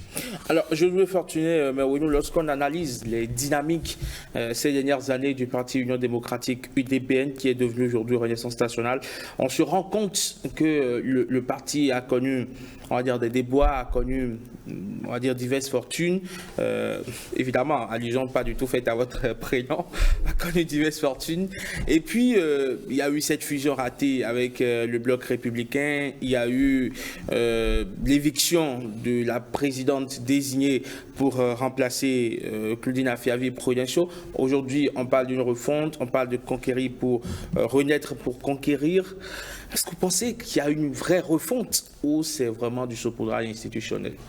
Non, moi je pense juste que, enfin, je vois juste à travers ce changement d'identité-là, un léger maquillage, il n'y a rien de plus que ça. Je ne vois pas fondamentalement ce que ce changement d'identité-là apporte à cette formation politique. Je pense que les partis politiques existent pour aller à la conquête du pouvoir, pour arracher le pouvoir et pour l'exercer. Et quand vous faites le point justement de l'existence de l'SUDBN, aujourd'hui Renaissance nationale, vous vous rendez compte que c'est un parti qui, en termes d'actifs politiques, n'a pas grande chose à revendiquer, à part peut-être les faits d'âme que vous avez cités tout à l'heure, changement de présidence, fusion ratée, tel ou tel autre événement. On ne voit pas véritablement qu'est-ce que cette formation politique-là a d'important qu'elle peut aujourd'hui nous apporter ou vanter sur l'échiquier politique national. Je pense que le plus important là où nous sommes, ce n'est pas un changement d'identité. Encore que je me demande ce que ce changement d'identité-là peut apporter. Est-ce que l'ancien logo du l'UDBN était déjà suffisamment connu sur l'ensemble du territoire national de la population ou même des militants du parti? Est-ce que ce parti-là peut revendiquer des militants au-delà peut-être de l'arrondissement de Godomé ou de la commune d'Abomey-Calavi? C'est la question qu'il faut se poser. Que vaut cette formation politique-là dans les autres départements du pays? Est-ce que l'UDBN, est-ce que si aujourd'hui on va interroger le Béninois, je ne sais pas, de Karimama ou de Prékété ou de Malanville ou même de Dassazoumé, est-ce qu'il connaît suffisamment l'UDBN pour dire, voilà, au nombre des partis politiques que nous avons sur l'échiquier politique national, il en existe un qui s'appelle ou qui s'appelait UDBN, qui a tel logo, dont le logo est matérialisé par tel ou tel emblème, et qui plus est aujourd'hui brutalement un changement d'identité. Pour moi, ce n'est pas ça le plus important. Et lorsque j'ai écouté les interventions, qu'il s'agisse de la présidente du parti ou des autres intervenants que j'ai un peu suivis, je ne vois pas quel est l'élément motivateur, quelle est cette source-là fondamentale qui explique aujourd'hui, à l'heure où nous sommes, ce changement de nom, ce changement d'identité. Vous avez un parti politique dont l'identité n'était suffisamment pas connue et dont vous décidez du jour au lendemain de changer en plus son identité, de lui redonner une nouvelle identité pour reconquérir ou pour conquérir le pouvoir. Je ne trouve pas, j'ai de la peine à faire le lien, à faire la similitude entre ce changement de nom d'identité et cette envie-là d'aller conquérir le pouvoir politique, à moins, je ne suis pas membre de cette formation politique-là, à moins qu'il y ait des éléments qui nous échappent et que peut-être les responsables du parti n'ont pas encore versé sur la place politique. Sinon, de mon point de vue, ce que cette formation politique-là a à faire de plus important aujourd'hui, c'est comment est-ce que 2026, on la prépare. Comment est-ce qu'on va à cette élection générale-là qui comporte plusieurs on va dire sous élection, comment est-ce qu'on va à cette échéance-là, surtout que juste là, vous observez que c'est une formation politique qui se la joue un peu solo après son mariage raté avec le bloc républicain. Est-ce qu'à l'heure où nous sommes, cette formation politique-là pèse ses chances, se dit qu'elle a quelque chose qu'elle peut faire valoir si elle décide toujours de faire cavalier solo à l'heure où on prône les grands rassemblements politiques dans notre pays, à l'heure où la plupart des formations politiques, et quel que soit leur cas, même les plus grands partis que nous avions connus par le passé, qu'on peut, entre griffes, tasser de partis nationaux, ont à un moment ou à un autre fini par comprendre que dans la dynamique, dans la logique politique qui est désormais celle de notre pays, il faut aller vers les grands ensembles, il faut intégrer les grands ensembles. Et donc, dans un cas de figure comme celui-là, vous vous surprenez, vous vous étonnez, et puis vous posez la question de savoir comment est-ce qu'un parti politique qui n'arrive fondamentalement à rien gagner veut toujours faire carrière solo et en plus décide de changer ses identités et ses marques à mi-parcours. Très bien. Alors, Ange Banoé, lorsqu'on analyse aujourd'hui le paysage politique de notre pays, on se rend compte que les forces en présence arrivent quand même à davantage se faire distinguer. On voit très clairement à peu près les composantes de la classe politique de notre pays, ou les forces politiques en présence, pour peu qu'elles ont, en tout cas celles qui démontrent vraiment de l'envergure. Et aujourd'hui, on a du mal à pouvoir situer la Renaissance nationale sur cette carte-là qui semble être déjà dessinée et qui, visiblement et manifestement, ne compte pas s'estomper de suite. Écoutez, il y a 9 mois de cela, quand Madame Claudine Prudencio a été en griffe remplacée à la tête de l'Institut national de la femme. On était le 15 mars 2023, donc 9 mois jour pour jour environ, parce que le 16 décembre 2023, elle sort de son silence d'une manière ou d'une autre pour avoir maintenu le silence, parce que jusque-là, personne n'a su les véritables raisons de façon officielle qui l'ont amené peut-être à quitter la tête de l'INF. En dépit de la déclaration qu'avait faite le 17 mars du porte-parole du gouvernement, qui disait qu'à l'issue des échanges entre le chef de l'État et Mme Claudine Prudencio, il s'était convenu sur ce qui intéressait le mieux à Mme Claudine Prudencio. Aujourd'hui, on peut bien faire le lien de son départ de l'INF. C'est sûr et c'est certain, elle aurait certainement préféré la chose politique aux attentes par rapport à l'institution. Et lorsque vous prenez également cet aspect et que vous venez sur aujourd'hui la naissance, sinon le maquillage qui a été fait en parlant... Vous parlez de maquillage aussi ? Dans une certaine mesure. Parce que pour quelqu'un comme moi qui prône par exemple, qui est la confidence des grands leaders qui restent dans le temps, et dans la dynamique du système partisan, où on veut par exemple avoir des partis d'envergure, des partis qui restent dans le temps, et qu'on a vu déjà l'UDBN créé en 2010, qui quelques années après a changé, l'acronyme est resté UDBN, mais toujours on a gardé l'UDBN après la réforme du système partisan également pour donner Union pour le développement du Bénin nouveau. Et quelques années après la mise en conformité avec le système partisan, on vient maintenant pour devenir Renaissance nationale. Vous voyez qu'il y a une forme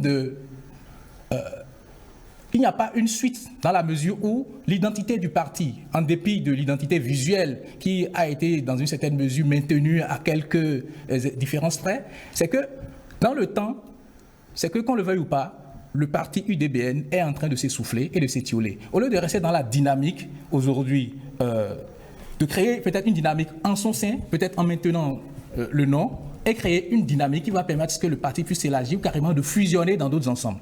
Parce que lorsque vous regardez, par exemple, lorsque vous prenez ce qui est servi aujourd'hui, c'est vrai que l'enjeu des élections générales 2026 a fait que déjà c'est déjà la veille d'âme au sein des chapelles politiques, et que peut-être cette volonté de rebondir, de pouvoir apporter du neuf au devant de la scène, pour moi, ce n'est pas le changement d'une identité visuelle et d'une dénomination. C'est plutôt aller au-delà. On aurait peut-être pu attendre de partis faire un travail de fourmi, ou tout au moins communicationnel, en dépit de ces activités de terrain, pour mettre en valeur ces nouvelles perspectives et créer une dynamique autour de ce challenge-là que le parti entend relever. Mais changer juste de nom et d'identité visuelle, c'est qu'on est même dans un pays dont lorsqu'on prend la proportion en griffe des intellectuels qui pourraient facilement reconnaître le nom du parti ou le logo, véritablement, politiquement, ce n'est pas une bonne recette. Donc, Alphonse Mossoulé, est-ce que la conclusion qu'il faut tirer justement au détour de ce congrès, c'est qu'on laisse, comme on le dit, le serpent et on tape dans l'herbe? Oui, et je dis, on a changé de nom, on n'a pas changé d'idéal. Je dis, moi, il faut qu'on commence par clarifier les choses. Qu'est-ce que la Renaissance nationale apporte au Bénin? Quelle est la plus-value? Voilà, quelle est la plus-value que ce parti politique-là a déjà apporté? Je dis, il faut revoir les choses. Qu'est-ce qui a fait que le mariage avec le BN n'a pas marché? Quelque part, quelqu'un veut garder son image en gardant son parti comme ça, chasse gardée. Il faut que ce parti-là. Il y a d'autres partis, il y a la Renaissance nationale, il y a Mouel Bénéa. Les petits partis là n'ont qu'à s'associer aux grands, sinon les élections générales de 2026 vont leur échapper. Et ils vont dire, écoutez, on a créé, parce qu'on ne crée pas les partis politiques pour les beaux yeux de quelqu'un, on crée les partis politiques, on y met les moyens pour conquérir le pouvoir. Mais quand vous vous êtes lancé dans l'expérience et que ça n'a pas marché, associez-vous à ceux qui ont déjà l'expérience. Qu'est-ce qui empêche Mouel et la Renaissance nationale de revoir les choses avec le bloc républicain? Entre-temps, on a vu Mouel Béné qui avait travaillé avec l'Union progressiste. Qu'est-ce qui empêche ces partis-là, s'ils veulent vraiment exercer le pouvoir, de s'associer aux grands, de faire leur expérience? Ils peuvent occuper des postes de responsabilité dans ces partis-là et mettre au service de ce parti leurs idéologies, leur philosophie, pour que désormais, parce qu'aujourd'hui, qu'on le veuille ou non, nous avons 3 grands partis. Nous avons l'UPL, le Renouveau, le FCBE et puis LD. Ça fait 4. Donc, ils peuvent trouver parmi les 4 là des partis qui répondent à leurs aspirations et s'associer à ceux-là. Parce que chaque fois, c'est les mêmes personnes. Et puis, mon confrère l'a dit, ça n'a pas dépassé Calavi. Ça ne dépasse pas Calavi. Tout le monde dit que c'est un parti de Calavi. Mouel Bénon dit que c'est un parti de Hawaïa, dans Dassa, là-bas. Donc, il faut que ces partis-là prennent de nouvelles résolutions pour dire, nous voulons faire la politique, on fera la politique avec les grands. Alors, Josué Fortuné Mewenu, est-ce que vous pensez, d'accord, que le parti n'a pas bien fait son diagnostic en décidant de changer de nom plutôt qu'en se fondant dans un grand ensemble super puissant qui peut leur permettre, pourquoi pas, de continuer par résister? Non, je pense qu'il ne sert à rien de s'inscrire dans une logique de caprice à changer d'identité ou à changer de dénomination. Excusez-moi du peu, mais on ne change pas le nom d'un parti politique ou l'identité visuelle d'un parti politique comme on pourrait changer son tricot sous sa chemise. Non, ça répond, je pense, à une logique. Et les grands partis qui conservent sur la durée, sur des dizaines d'années, voire même au-delà de cela, qui conservent leur nom, leur identité, qui ne changent pas, c'est des choses qu'il est difficile de faire, d'inculquer dans la mémoire collective, de faire admettre, accepter à l'électeur, aux citoyens, voilà qui nous sommes, voilà à quoi nous ressemblons, voilà comment est-ce qu'il faut nous identifier. Je le disais tout à l'heure, on a une identité qui n'était pas suffisamment connue et on décide brutalement de s'en donner une nouvelle autre. Je ne sais pas à quoi cela peut répondre. Pour en revenir à votre question, aujourd'hui, c'est clair que nous sommes à l'heure des grands rassemblements et les partis qui ne s'inscrivent pas dans la logique des grands rassemblements, de mon point de vue, ont peut-être 2 problèmes. Le premier problème, c'est la peur de déposer sur la table ce qu'ils valent fondamentalement.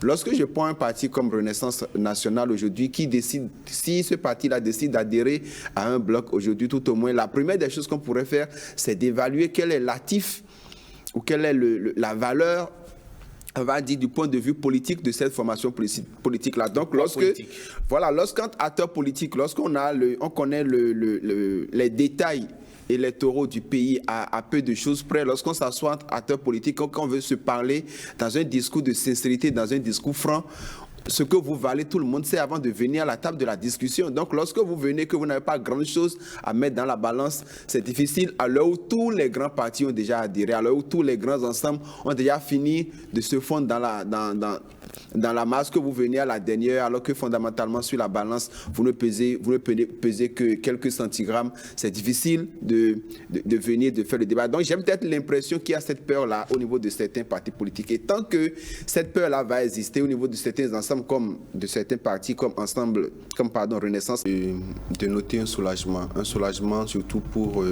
ces investisseurs ou ces entrepreneurs, en tout cas ces acteurs du secteur privé qui peut-être naïvement ou de bonne foi contractés dans le cadre de ce projet-là, qui certainement n'en sont pour rien, ne sont fautifs du rien, mais ont été frappés de la chicote collective qui devait frapper tous ceux qui, d'une manière ou d'une autre, étaient mêlés au PPEA2. Donc aujourd'hui, on peut noter que c'est un soulagement pour ces personnes-là qui, quand même, depuis 2018, quand même, la commission interministérielle a travaillé depuis 2018. Et donc aujourd'hui, si on en vient à une situation qui voudrait qu'on estime du lot quand même, c'est une petite partie, parce que c'est vraiment une infime partie. Ceux qui bénéficieront de remboursement, c'est vraiment infime par rapport à tout ce qui a été engagé dans ce projet-là. Il faut saluer ce soulagement-là. L'autre chose que je voudrais dire, c'est que jusqu'aujourd'hui, c'est vrai que la justice a prononcé un non-lieu et nous ne nous revient pas, nous, en tant que débatteurs, de venir remuer le couteau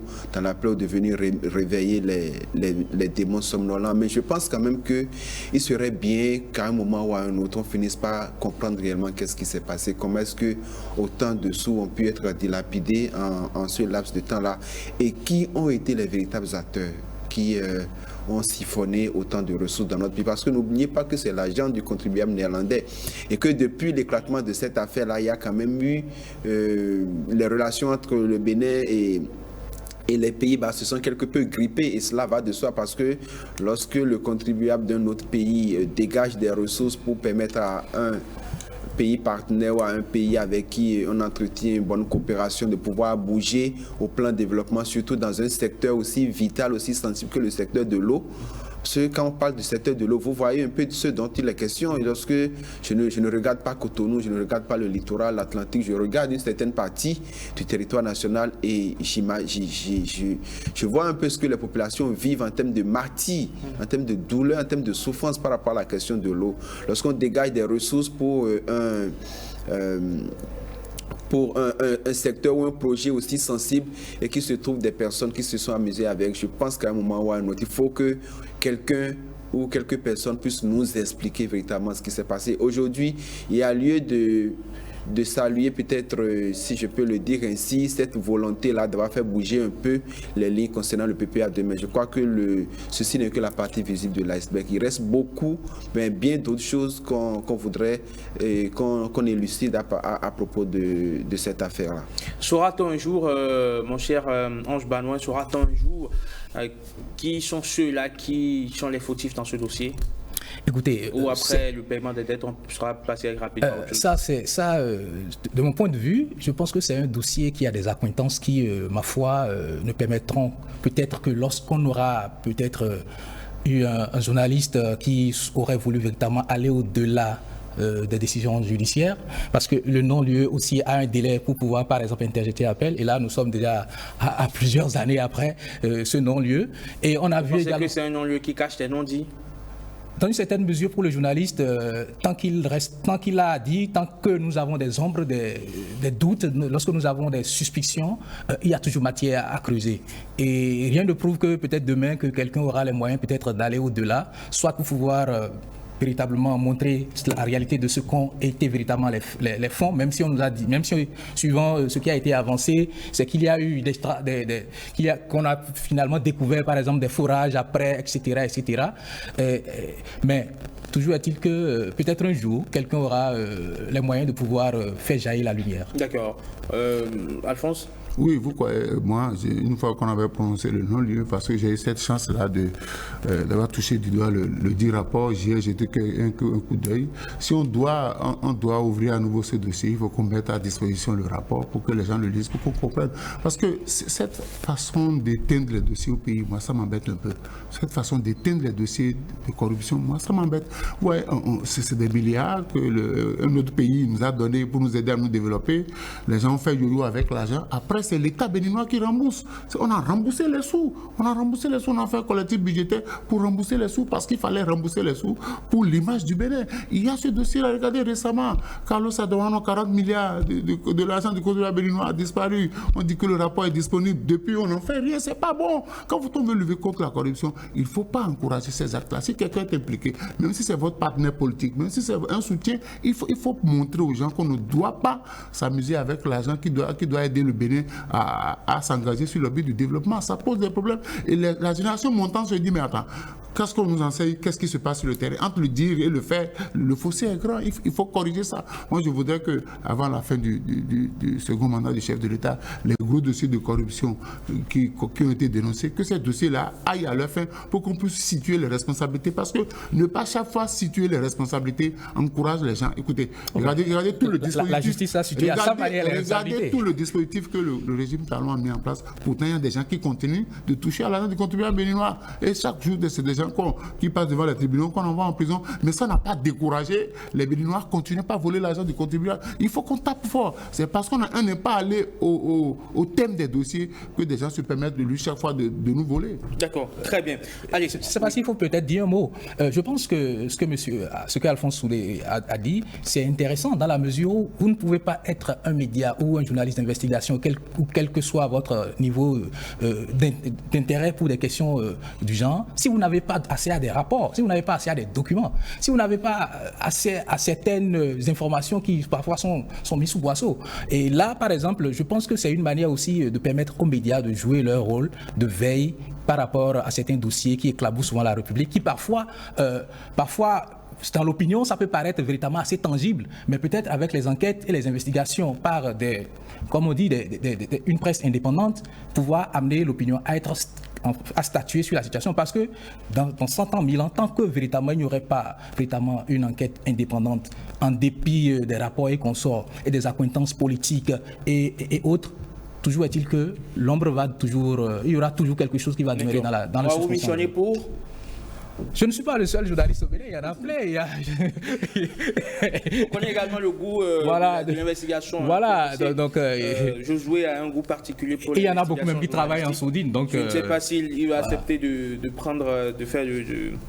d'aller sur ce terrain. Il faut la disponibilité de l'information. Même s'il doit y aller, je sais qu'il ne le dira pas sur ce plateau. Allez, c'est pourquoi on va refermer ce dossier lié au PPA et ouvrir donc la page interne de ce forum de discussion. Parler du Niger. La CEDEAO reconnaît officiellement désormais qu'il y a eu coup d'État. Josué, est-ce que finalement, on va dire que c'est tardif, mais c'est quand même réaliste?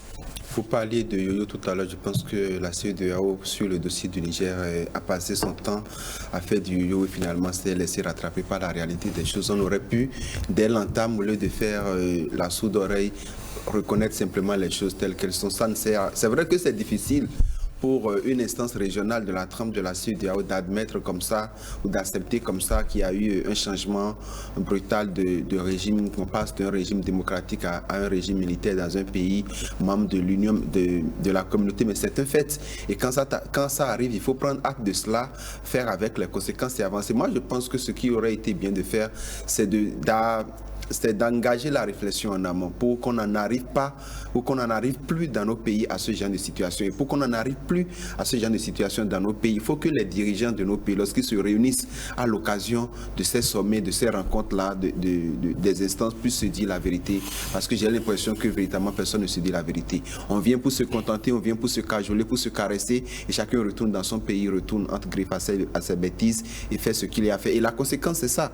Lorsque vous êtes dans un pays, lorsque votre population, lorsque vous n'êtes pas en harmonie avec votre pays, lorsqu'à un moment donné, le peuple sent qu'entre ses dirigeants et lui, il y a une décadence. Je crois que c'est ce genre de choses qui arrivent. Et ce qui aurait été bien dès le départ, c'est que la communauté économique des États de l'Afrique de l'Est cherche plutôt les voies et moyens pour résoudre la question du Niger plutôt que d'avoir brandi tout le temps le bâton. On a brandi tout le temps le bâton n'a pas marché et finalement on commence par passer la carotte en dessous du bâton. Ce n'est pas ça, de mon point de vue, ce n'est pas la bonne méthode. Aujourd'hui, la CEDEAO se retrouve après avoir convoqué des assises auxquelles on a invité les dignitaires ou les barons de l'ancien régime, après avoir joué à ce micmac-là, aujourd'hui admet officiellement que le Niger ne fait plus partie de la communauté. Mais déjà, dans les faits, le Niger ne faisait plus partie de la communauté, puisque des sanctions, excusez-moi du peu, mais de très lourdes sanctions ont été engagées contre le pays. Donc aujourd'hui... On parlait toujours de tentative de coup d'État. Non, pour moi, il faut pas jouer avec le vocabulaire quand on est face à des situations aussi sérieuses, face à des situations aussi périlleuses. Parce qu'aujourd'hui, on s'est rendu compte que le Niger, malgré tout ce qui a été dit, malgré toute la menace, malgré la menace de faire une intervention militaire, une intervention armée pour libérer l'ancien président ou le président déchu, Mohamed Bazoum, malgré tout ce qui a été annoncé ou avancé par le Niger n'a pas tremblé. On a observé que les responsables de la jeunesse sont restés dans une fermeté, j'ai envie de dire, dans une fermeté froide. Ils sont allés jusqu'au bout de l'intention. On est presque insolente en plus, en allant même jusqu'à créer l'alliance des États du Sahel avec le Burkina Faso et le Mali. Donc lorsque vous voyez ce genre de signaux et que vous observez qu'après avoir engagé la concertation ou l'union au plan politique, au plan sécuritaire, que ces pays-là décident maintenant d'aller vers une alliance économique, vous commencez par vous poser des questions. Et j'ai eu l'impression que ce sont ces éléments-là qui ont mis en quelque sorte la pression à la CEDEAO pour qu'elle commence par se dire attention, on est en train de perdre du terrain, on est en train de perdre de la main, on est en train de perdre du territoire. Donc il faut reconnaître. Le fait de reconnaître aujourd'hui qu'il y a eu coup d'État au Niger, que l'ancien président Mohamed Bazoum n'est plus président du Niger, qu'un nouveau. Pour moi, c'est tardif. C'est tellement tardif que ça ne produit aucun effet. C'est comme un coup d'épée dans l'eau fondamentalement. La preuve, le général Tiani a pris la parole à la télévision nationale nigérienne, mais n'a prononcé aucun mot ni quant à la libération du président Bazoum, encore moins à ce communiqué de la CEDEAO. 5 mois sont passés entre ce coup d'État-là et cette reconnaissance aujourd'hui de la communauté des États de l'Afrique, économique des États de l'Afrique de l'Ouest, Ange Banouin. Est-ce qu'il ne vaut quand même pas mieux de reconnaître, là, de faire face à la réalité, d'engager des discussions pour la libération de Mohamed Bazoum, qui probablement va devoir signer sa démission, parce que c'est là le véritable problème, c'est parce que Bazoum refuse de signer sa démission. Ben, vous savez, la question avec la CEDEAO et la gestion des conflits au sein des États, c'est comme marcher sur des œufs, hein, parce que moi, je ne m'attends personnellement pas à un chef d'État démocratiquement élu venir devant micro et caméra pour pouvoir applaudir, par exemple, un coup de force militaire. Parce que là, on passe de la démocratie à l'autoritarisme. Et même si on peut penser que la CEDEAO peut-être a fait de l'atermoiement par rapport à la réalité, c'est que véritablement ce n'est pas la CEDEAO de proclamer qui que ce soit, c'est aux États, c'est aux populations de reconnaître qui est le leader. Et lorsqu'on fait par exemple une typographie des différents putschs que nous avons la plupart du temps, depuis les années 90 où il y a eu le renouveau démocratique, il n'y avait plus trop de coups d'État pour saut d'humeur, parce qu'il faut appeler les choses par leur nom.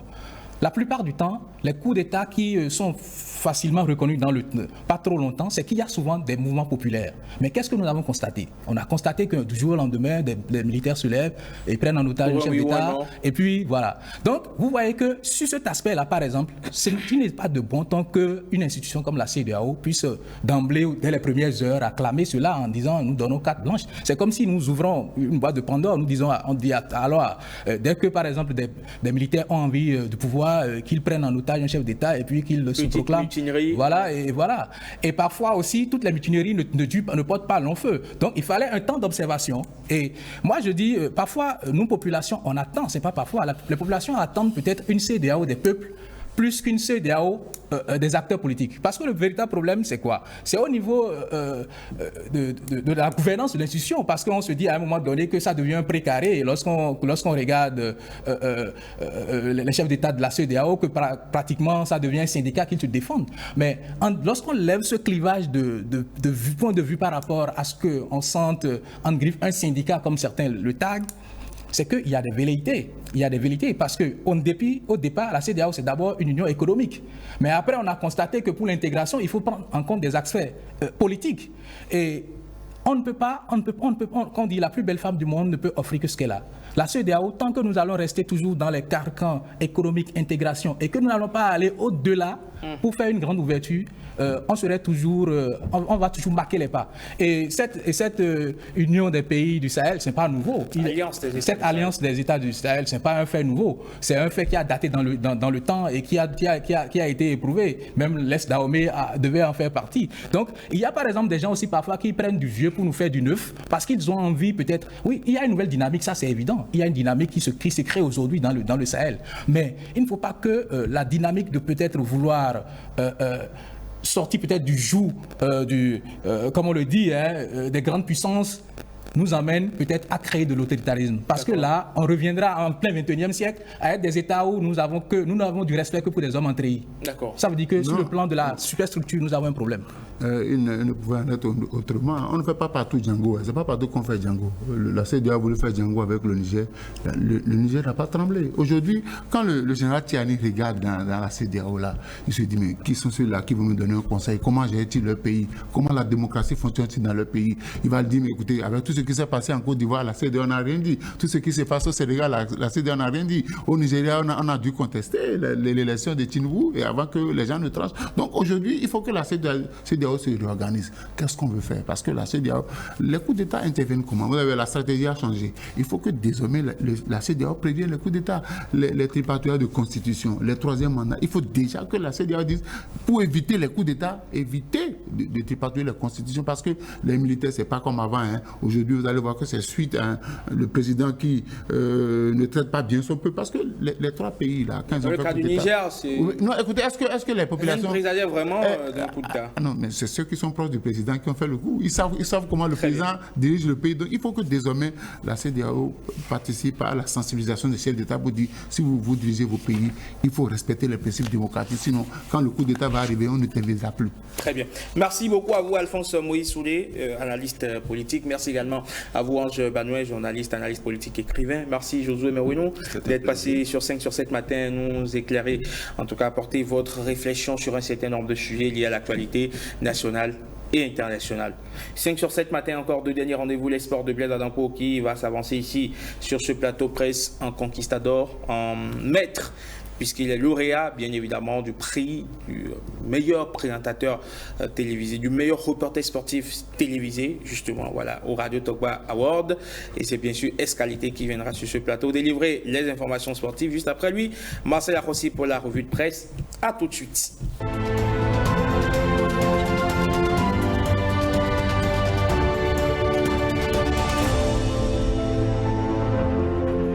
Sport matin avec Blaise Adampo. Blaise, bonjour. Bonjour Herman Amégan, bonjour à toutes et félicitations bonjour. Pour votre distinction, Blaise Adampo. Merci beaucoup. On observe évidemment que tout ce que vous faites par ici, que ce soit sur 5 sur 7 matin, que ce soit dans la soirée sport, mais également sur Jour du sport, tout ce que vous faites donc n'est pas passé inaperçu et que les jurés ont porté leur choix sur votre personne en vous, désignant lauréat prix du meilleur journaliste sportif télé, bien sûr, au Radio Tokwa Award, décerné bien évidemment par Félix Soundé Pépéripe, à qui on passe le coucou, bien sûr, lui qui justement travaille avec un jury indépendant qui désigne évidemment les lauréats.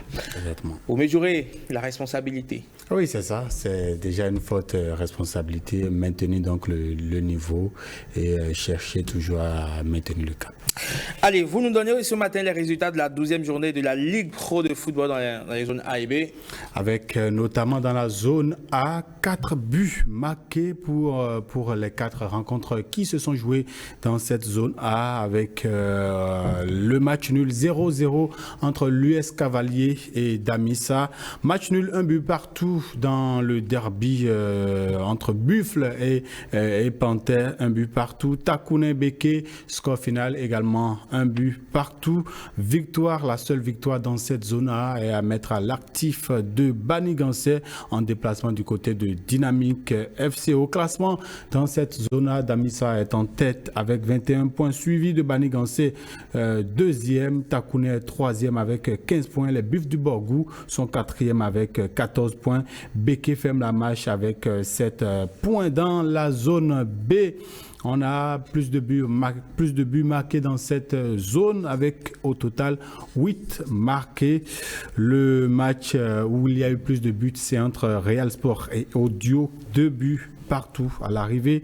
Et la victoire de Dynamo d'Abomey face à Tonnerre, le match entre Tonnerre et Dynamo d'Abomey du côté de Boycon, avec donc à la clé la victoire de Dynamo d'Abomey 1-0. Dadje s'impose 1-0 à Savalou face à Espoir. Une victoire précieuse pour l'équipe de Dadje qui lui permet donc de passer en tête devant l'Autopopo qui était au repos donc lors de cette 12e journée. Dadje est donc leader de la zone B après donc la 12e journée avec 25 points, suivi de Loto Popo, 2e, 23 points. Dynamo Dabomey, 3e, 20 points. Et Soleil FC et Abeille se sont séparés sur le score d'un but partout lors de cette 12e journée. Abeille qui est 4e au classement avec 16 points. Et en bas de tableau, on retrouve Real Sport de Parakou qui ne compte que 6 points.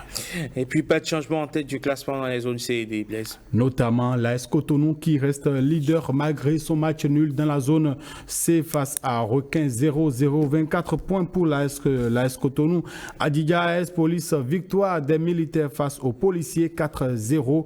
Coton écrase Étoile Filante 3-0. Et Aïnonvi et Aspac se séparent sur le score d'un but partout. Aspac reste dauphin de l'AS Cotonou avec 23 points. Coton passe à la 3e place au classement dans la zone C avec 17 points.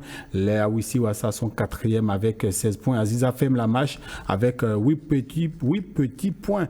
Dans cette zone C, on a eu plus de buts que les autres zones. 9 buts ont été donc marqués dans cette zone. Dans la zone D pour finir donc complètement sur la 12e journée de la Ligue Pro de football. Victoire de la JSO Ouida FC face à Asvo 1-0. Une victoire à domicile. En déplacement, la JS Koubé bat Djefa FC 1-0. La SOB MAP face à Vrancou, le score est de 0-0. Les Dragons de l'OME Ayema se séparent également sur le score d'un but partout. Au total, 4 petits buts marqués dans cette zone. En tête du classement, Ayema 22 points. Sobemap est le dauphin juste derrière avec 18 points. La JS Poubet 3e avec 17 points. Asvo 4e 16 points. Jeff Afem donc la match avec 5 petits points. Et puis on évoque à présent la première division féminine avec la poule A qui a un nouveau leader après 4 journées. Le nouveau leader, c'est Aïnonvi FC qui profite de sa victoire face à l'UMSA 1-0 pour prendre donc la tête de ce classement, puisque de l'autre côté, le concurrent direct qui est le promu Aigle Royal s'est incliné lourdement face à Sam Nelly, 5 buts à 0 et reste et passe à la 2e place avec 9 points. Cephos est battu à domicile par Asaba 4-0. Cephos qui est 9e au classement après cette lourde défaite et Asaba est 6e. Gazelle FC de Révy a tenu en échec Dynamique FC d'Abomey Calavi, un but partout et l'équipe vice-championne n'arrive toujours pas à trouver les solutions. Espoir FC qui est battu par Nadia, une défaite d'Espoir FC à domicile face à Nadia 1-0 et donc Espoir FC est dernier donc au classement 10e donc au classement avec un petit point. Pas de victoire donc pour l'équipe d'Espoir FC en 4 journées. 13 buts marqués donc dans cette poule A pour le compte de cette 4e journée. Dans la poule B, 4 rencontres se sont jouées avec la victoire à l'extérieur d'Elite AC face à Phoenix FC. 2 buts à 1, une victoire qui permet à Elite AC de consolider sa place de leader dans cette poule B avec 12 points. Léopard FC a écrasé AS Leader 5-0 et reste dauphin avec 8 points. L'AS Lyon de Bante est battu par Fall. Plutôt un match nul entre les deux équipes. 3 buts partout, 6 buts au total. Donc dans cette rencontre entre les deux équipes, Fall qui reste 3e avec 8 points. Vigueur FC et Gamia se séparent sur le score d'un but partout avec Gamia qui reste 4e au classement dans la zone. AS Lyon de Bante est 7e dans cette zone avec 2 points et AS Leader ferme la marche avec 0 points en 4 journées. 16 buts marqués dans cette poule B, avec au total chez les dames pour le compte de la première division du football féminin pour cette 4e journée, 29 buts marqués dans les deux poules. Et puis Blaise, c'était la 3e journée pour les clubs de D2 féminine. Exactement, avec la défaite à domicile de Blackstone face à Victoria 2-0. Victoire de Tambou en déplacement face à 2AB 1-0. Victoire également de Tigresse qui était en déplacement face à Avranc. African Leaders victoire 3-0 et Flèche Noire s'impose également en déplacement face à ASTRP, donc dans la poule A, clairement dans cette poule-là. Que des victoires à l'extérieur, on va dire que des défaites à domicile lors de cette troisième journée. Dans la poule B, l'AS Galassi s'incline à domicile face à l'AS JFA 1-0. Victoire également de AS Nounion face à Kabongo FC 1-0. L'AS Colombe écrase Star FC 7-0, Défi FC, Guépa FC, victoire de Défi FC 3-0, 12 buts marqués dans la poule B pour le compte de la troisième journée. Et puis vous nous faites le point des rencontres de la cinquième journée de la Yuzu League Pro. La Yuzu League Pro, c'est bien évidemment le basketball avec 3 matchs dans la conférence Nord, que des rencontres des hommes, également 3 rencontres dans la conférence Sud et les résultats dans la conférence Nord, que des victoires à domicile. Victoire de l'US Guéma face à Real Sport 54-45, victoire de Panthère Basketball Club face à Longou Basketball Club 76-71. Aspal continue donc sur les victoires, victoire cette fois-ci face à Bosco Star 66-60, et dans la conférence Sud, AOL Basketball Club s'incline à domicile face à Renaissance Basketball Club. Victoire également de Énergie qui était en déplacement à Vancouver. Une victoire 70-43, et Aspac Basketball Club a battu à domicile Élan Coton Basketball Club. Merci beaucoup à vous, Pierre Adancourt. Merci à Le grand format de l'actualité sportive d'ici et d'ailleurs, c'est ce soir à partir de 22h30, 21h30 temps universel. C'est bien évidemment avec... Oui, c'est bien évidemment avec moi, donc aux commandes de cette émission, où on va revenir sur toute cette actualité, mais également faire le point de l'actualité de nos internationaux béninois qui évoluent un peu partout en Europe. Actualité, quand on parle des internationaux béninois, on va faire le point chez les hommes, mais également le point chez les dames. Soirée sport, donc c'est ce soir avec Blair Danco et ses consultants. Tout de suite et maintenant, Marcel Arossi, qui lui n'aura pas besoin de consultants pour faire sa revue de presse, puisque c'est lui-même le métronome, le maestro.